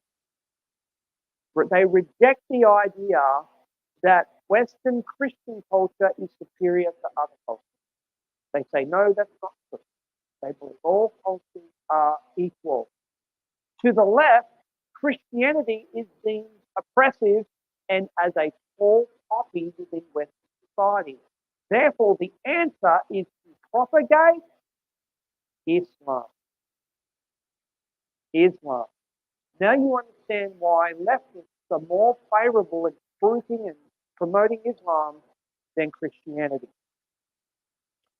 So, as a result of government filling the vacuum of man's vacant heart, Islam fills the vacuum of a vacant society in Western culture. What we see. Islam fills the vacuum of a vacant society. In many Western nations where Christianity has vacated, Islam has moved in. In England, for every church closing down, 4 mosques are open. Interesting. I'm going to show you a picture. And as they say, a picture is worth 1,000 words. I want you to contemplate this. Think about this.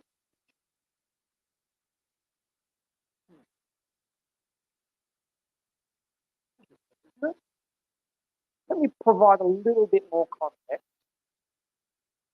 See that? West. West. Remember from my previous session, I talked about the feet of iron and clay. They refuse to mix. They refuse to mix. So the West is crippled and deceived, but what I believe is the great delusion. We're seeing this extraordinary deception coming upon nations, Western nations today. The Apostle Paul spoke of in 2 Thessalonians chapter 2, verse 11. The left-wing political correctness, or technically speaking, progressive liberalism, you guys might understand it as woke. You heard of this new woke phenomenon? All movies are very woke today.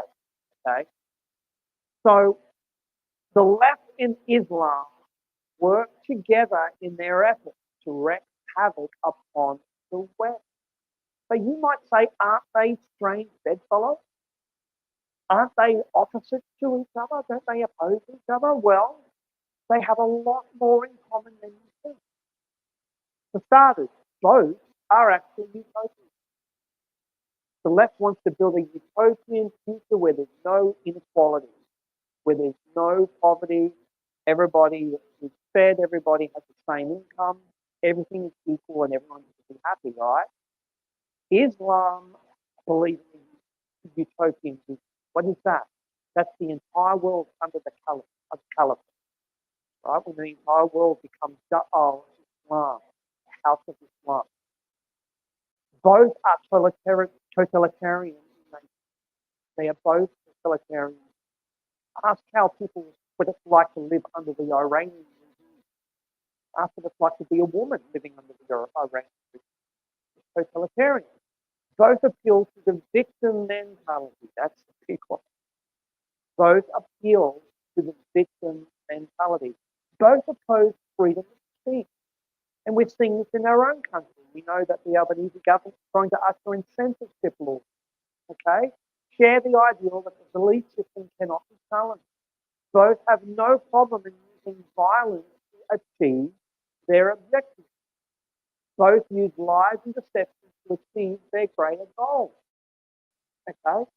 David Horowitz was a former communist, and he said, if you believe that universal healthcare is just around the corner, that shelter and food is available for everyone just around the corner, everybody will be looked after just around the corner. If you believe that that was possible, then what lie would you not tell and what rule would you not break together? Both employ historical revision. What does that mean? That means they're trying to rewrite history to suit their agenda and their worldview. So that's why every Australia Day, what happens on Australia Day?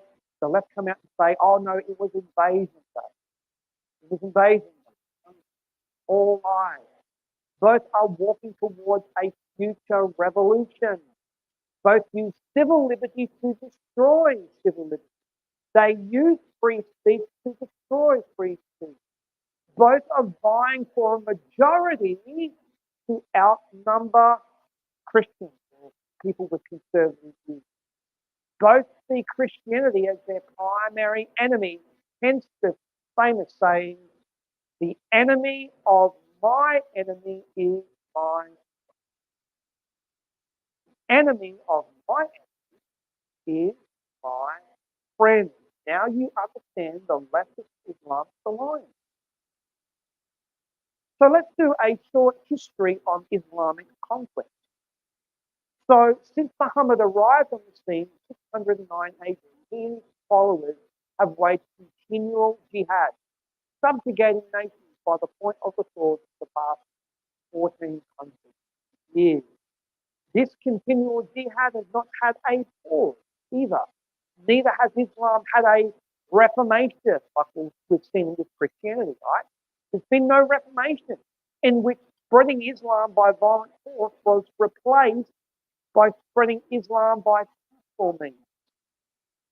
Muhammad has made it very clear that war against the infidel nations will not stop, not until the end of the age. This is from Sirah, the life of Muhammad. It was actually, we call it, translated by Sir William Muir. He says this: after all the victories, some Muslims said that the days of fighting were over and even began to sell their arms. But Muhammad forbids it, saying, there shall not cease from the midst of my people a party engaged in fighting for the truth until the Antichrist. Now that word Antichrist in the Arabic is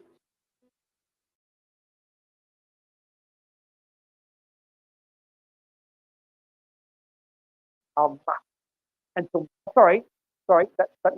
that should be bizarre. That should say bizarre. Okay. So he's saying there shall not cease from the midst of my people a party engaged in fighting for the truth until the Dajjal appears.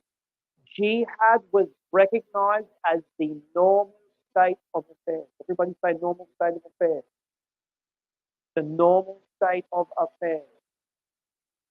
That was from Sirah 448. Now, did you know that the Middle East, Northern Africa, and parts of Asia were all subjugated through military confrontation? Now, all Northern Africa used to be Christian. You know that. Northern Africa used to be Christian. Okay? Middle East, a number of different areas in the Middle East used to be Christian. Okay? Parts of Asia are also Christian, but Afghanistan was Buddhist. But this is what we're seeing. They've all been subjugated to military confrontation. So let's talk about the failed Islamic conquest of Europe. Islam's initial tactic of military confrontation with the West came to a grinding halt at the gates of Vienna. The gates of Vienna in 1683. Had the Muslim armies prevailed, they stood to overrun Christian Europe, and the entire continent would have become part of the Muslim Ottoman Empire. In order to conquer Europe and the West, Islam would need a change of tactic. So this is talking about now the birth of cultural jihad. Everybody say cultural jihad. Cultural jihad. With the emergence of the Muslim Brotherhood under the leadership of Hassan al-Banna, I was talking to someone about Hassan, yeah, in 1922, would breathe new life into the ambitions of Islam to dominate the West.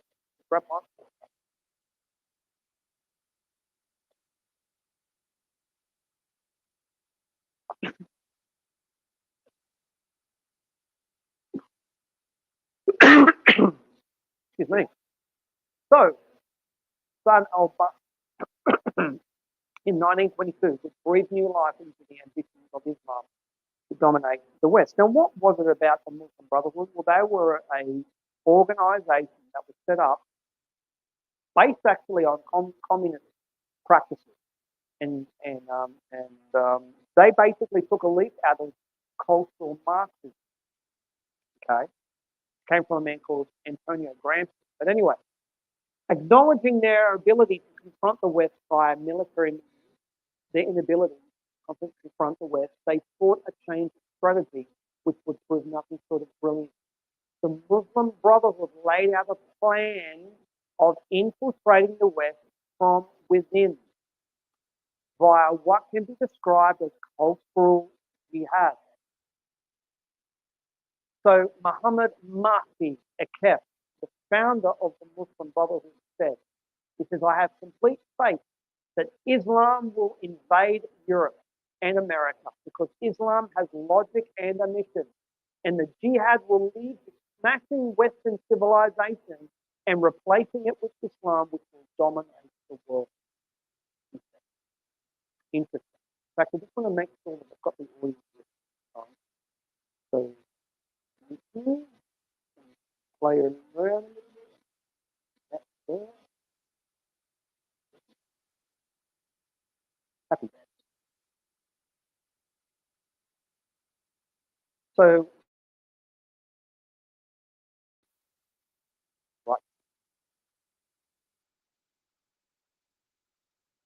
We'll see it happen. It does have subtitles, so if it doesn't work, just read the subtitles.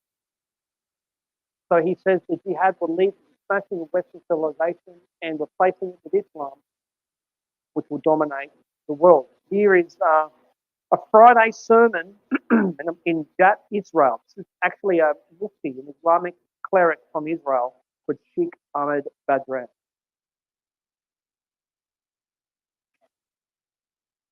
We should say to the infidels that there will not be a single law that will not be Islam.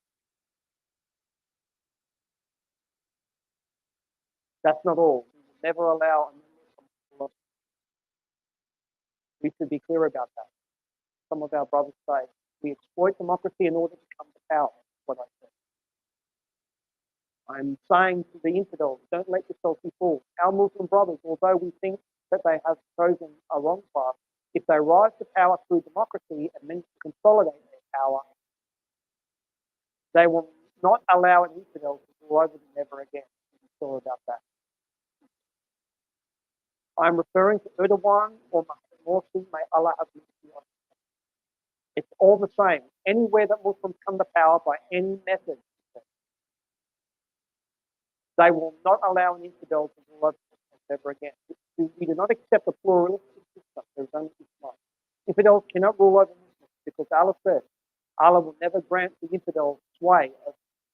If our Islamist brothers from the Muslim Brotherhood flirt with you or tell you that they support alternation of power, they are just pretending to be miserable and to rise to power. If they rise to power, they will not allow an infidel to rule over. There is no two ways about it. There you go. Interesting. From the horse's mouth. Straight from the horse's mouth. Highly respected scholar and researcher of Islam, Dr. Bill Warner. I've had the pleasure of meeting with him on 2 occasions. Yeah, he's a great, great man. He's probably regarded as the most learned and influential scholar on political Islam in the world. He's phenomenal. He says, I'm an admirer of Islamic civilizational war methods. They're superior to anyone else's thinking in war. They use everything for war, everything including the war. Everything including the war. In an official document uncovered by federal investigators in 2004, the Muslim Brotherhood's strategic goals for North America was chillingly outlined from a meeting held by the organization in 1991. And here is a short excerpt. The process of settlement is a civilization jihadist process with the word, with all the word means. The Ikhwan, Arabic Muslim Brotherhood, must understand that their work in America is a kind of grand jihad in eliminating and destroying the Western civilization from within and sabotaging its miserable house by the hands and the hands of the believers. So their plans is a grassroots approach to slowly infiltrating Western society by undermining its institutions and cultural centers of influence and using the West's liberal ideas such as freedom of speech, tolerance, inclusivity against itself. And 2 decades later, their success has been unprecedented. Unprecedented. The West, therefore, faces an ominous future. What was once a shining example of Christian civilization, which brought individual liberty and freedom of speech, or religion and inquiry to the masses, has been, now think through what I'm saying here, has been reduced or seduced to a proverbial prostitute riding in his mum's seat. That may ring true or may not. But I just want to ask all of you, you may disagree with what I might be saying in the next couple of slides, but I would like to ask you to please be bereaved. Be a bereaved. Search the scriptures yourself. Now, this inebriated prostitute rides the beast in a show of defiance and overweening pride, arrogantly preaching the doctrine of multiculturalism and equality while being completely delusional that the beast he is riding will turn on her. The joyous honeymoon of the West's marriage with Islam will soon subside and will slowly but surely bring her to her ruin and inevitably burn her with fire. So let's ask the burning question. Here we go. Here's the question. Does the West, or even specifically America, represent the prostitute in Revelation 17? So in Revelation 17 and 18, it describes a woman depicted as a harlot, a prostitute who sits on many waters that are represented by people, multitudes, nations, and languages. Could it be that what we have been taught about the identity of the prostitute in Revelation 17 be something different from what we have been taught? Could it be? Could it be that the identity of the prostitute has been hidden until a particular time when her identity would become more and more obvious? So Revelation 17 verse 5 reveals 3 cryptic names written on the prostitute's forehead, which are key in understanding and discovering her identity. Number 1, Mystery Babylon the Great. Number 2, the mother of all prostitutes. Number 3, the abomination of the earth. So the first name, Mystery Babylon the Great. First of all, the fact that it says mystery indicates that the meaning behind this name would be shrouded or hidden in secrecy until an appointed time. So the name Mystery Babylon suggests that the name also is pointing us towards an ancient civilization that provides us with a lot of meaning and context. What is this about ancient Babylon that gives us insight into who this woman is? Firstly, we need to understand Babylon as a power, as a city, and as a region, historically speaking, okay, from the biblical point. So the term Babylon is also a metaphor in popular culture. It's a metaphor in referring to a luxurious, godless, pagan, hedonistic society. And that image there is from the movie called Babylon, which is based along those lines. Even non-Christians, when hearing the name Babylon, have in their minds a hedonistic and decadent society.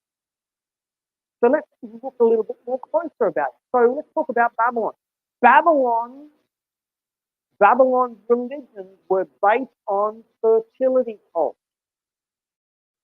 Fertility cults. They believed that their lifestyle influenced the weather. Who wants to buy carbon credits this morning? Anyone? No, no takers. They believe that their lifestyle influenced the weather, hence that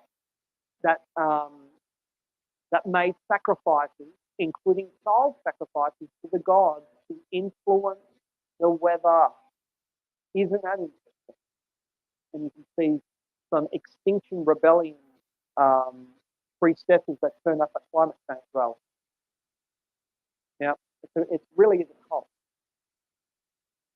Firstly, the Babylonian Empire was not like a nation that derived its identity from blood and soil. Okay, so most nations, their identity comes from their bloodline, from their ethnicity, and from their soil, where they are from. Okay, blood and soil. But rather, its citizens were described as multi-ethnic and multicultural, while identifying as being Babylon. Babylon had entire nations within itself, entire people groups within itself. In particular, the entire Jewish population. Remember when Israel went into captivity? So they had all these nations within a nation. Interesting. Babylon was the global center of commerce and the engine of wealth for the world's economy. She was the principal commodity trading center and the leading center of import and consumption. Babylon was famous for being extremely wealthy, luxurious, refined, and boasting of rich lifestyle. Any product or commodity could be found in Babylon, as it is in Mystery Babylon the Great. So let's move on from the first name, and I'm being very brief, I'm skipping over a lot of content. Let's move on from Mystery Babylon the Great to the next name. What is that? The mother of all prostitutes. The second name on the forehead is the mother of all prostitutes. Now, to understand this, you must understand that when the biblical prophets use the term prostitute or harlot, whatever you translate, they are referring to a nation or city-state that once knew God and was righteous, but then turned their backs on God. Okay? Always. The entire book of Hosea is a case in Jeremiah chapter 3, Ezekiel chapter 16, and the two adulterous sisters, Oholah and Oholidah, in Ezekiel 23, all illustrate that point. Only twice in the scriptures do we read the term prostitute applied to Gentile nations or cities. Who can find it? Have to organize. No, a Gentile nation. Don't get it right.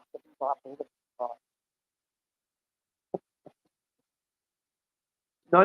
Only twice in the scriptures do we read the term prostitute applied to a Gentile. Well, let's move on. Tyre. Tyre is referred to as a prostitute in Isaiah chapter 23. Was Tyre previously a righteous nation? And the answer is yes. When it was under the rule of King Hiram. You remember King Hiram? Okay, he was a good, righteous king.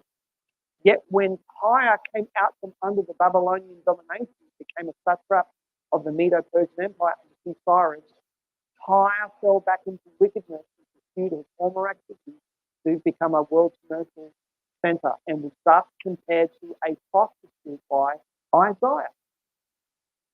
The prophet Nahum referred to the Assyrian city Nineveh as a prostitute in Nahum chapter 3, verse 4. Now, did Nineveh used to be a righteous city?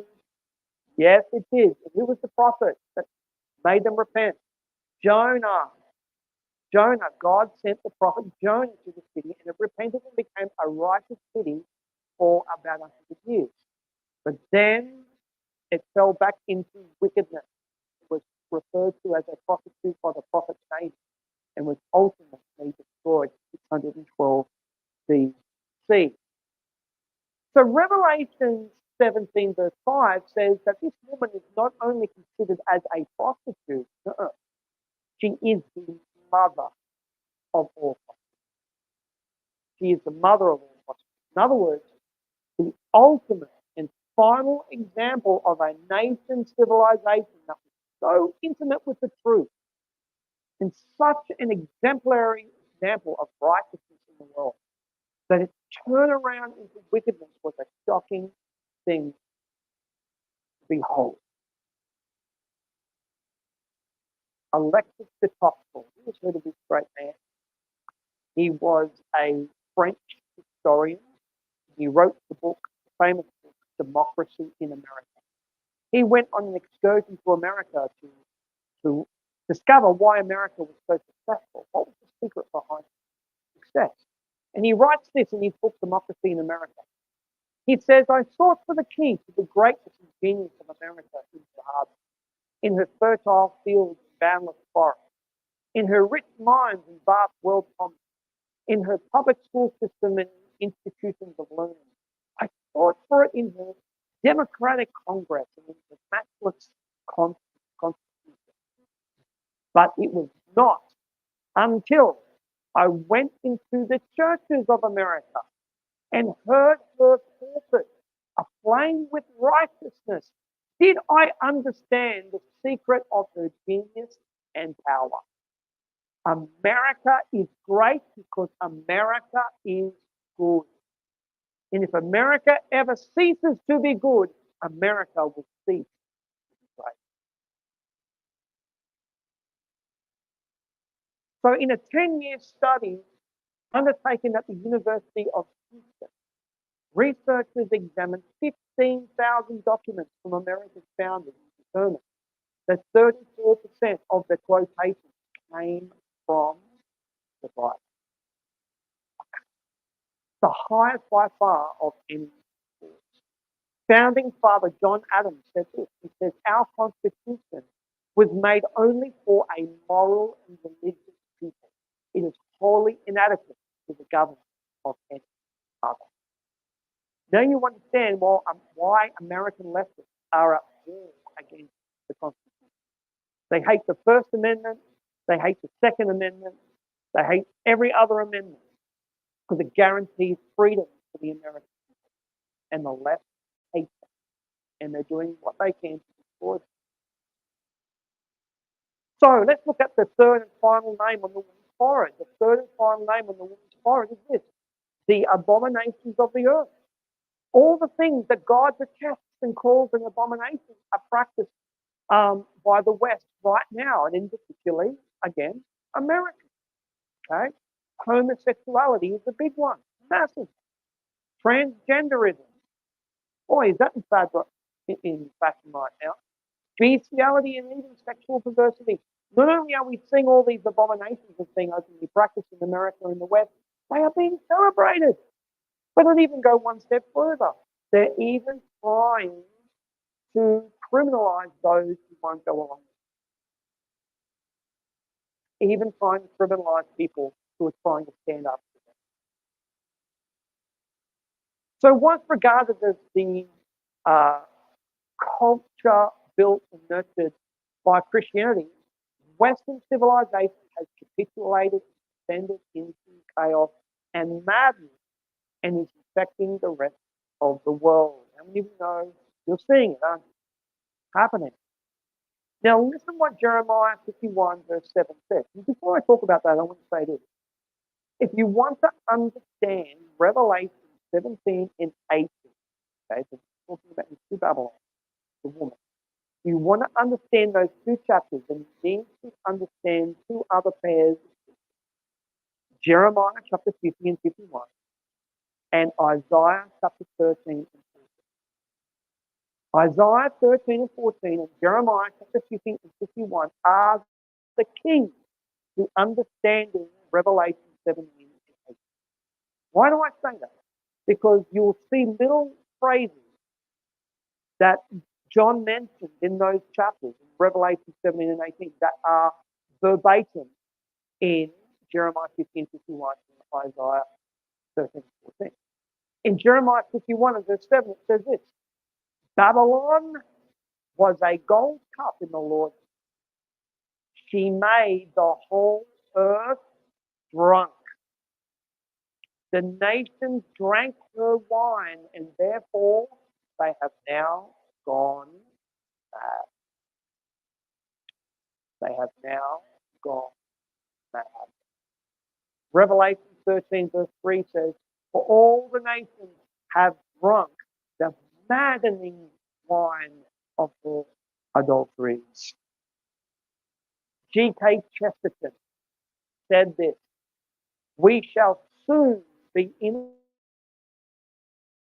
a world in which a man makes war, in which people will persecute the heresy of calling a triangle a three-sided figure, and hang a man for maddening a mob with the news that grass is green.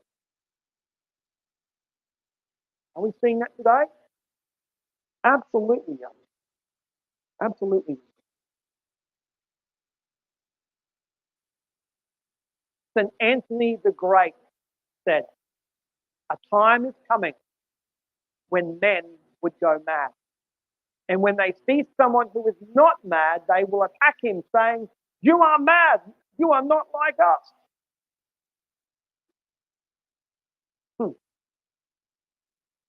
Remember what Jesus said about this? Jesus said the world treats its own as its own, right? He says the world will not recognize you. The world will look at you as a okay? So a phrase spoken by Prometheus and Henry Wadsworth Longfellow's poem from 1875, The Mask of Pandora. It's a famous quotation, and it says, those whom the gods would destroy, they first make mad. The famous adage, those whom the gods would destroy, they first make mad. So in other words, the nations become mad when they lose all sense of logic, common sense, and moral reasoning. Their collapse is imminent in the collapse of those societies is coming sooner rather than later. Other peoples will make the most of the opportunity and strike while their enemy is distracted and disoriented. Remember what Napoleon said. Napoleon said, if you see your enemy making a mistake, don't interrupt. Theodore Roosevelt made this astonishing quote. He said, the curse of every ancient civilization was that its men in the end became unable to fight.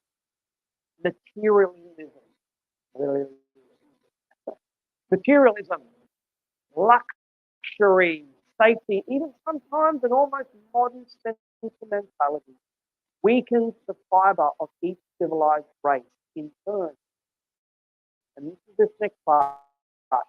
Each became in the end a nation of pacifists. Make love, not war. Right?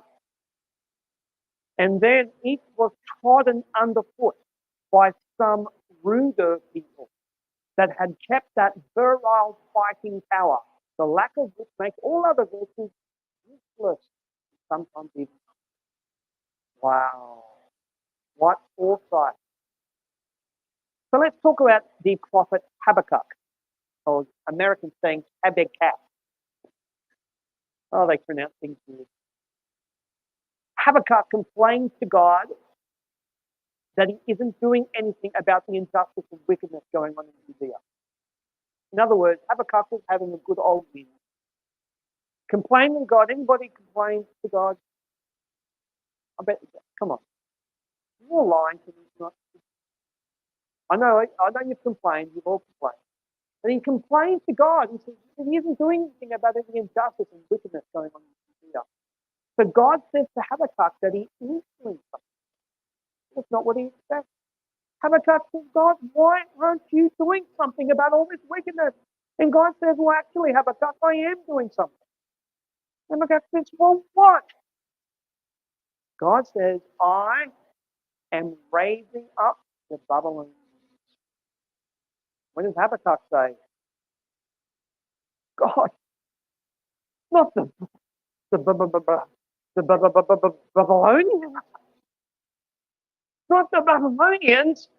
So Habakkuk goes of accusing God of doing too little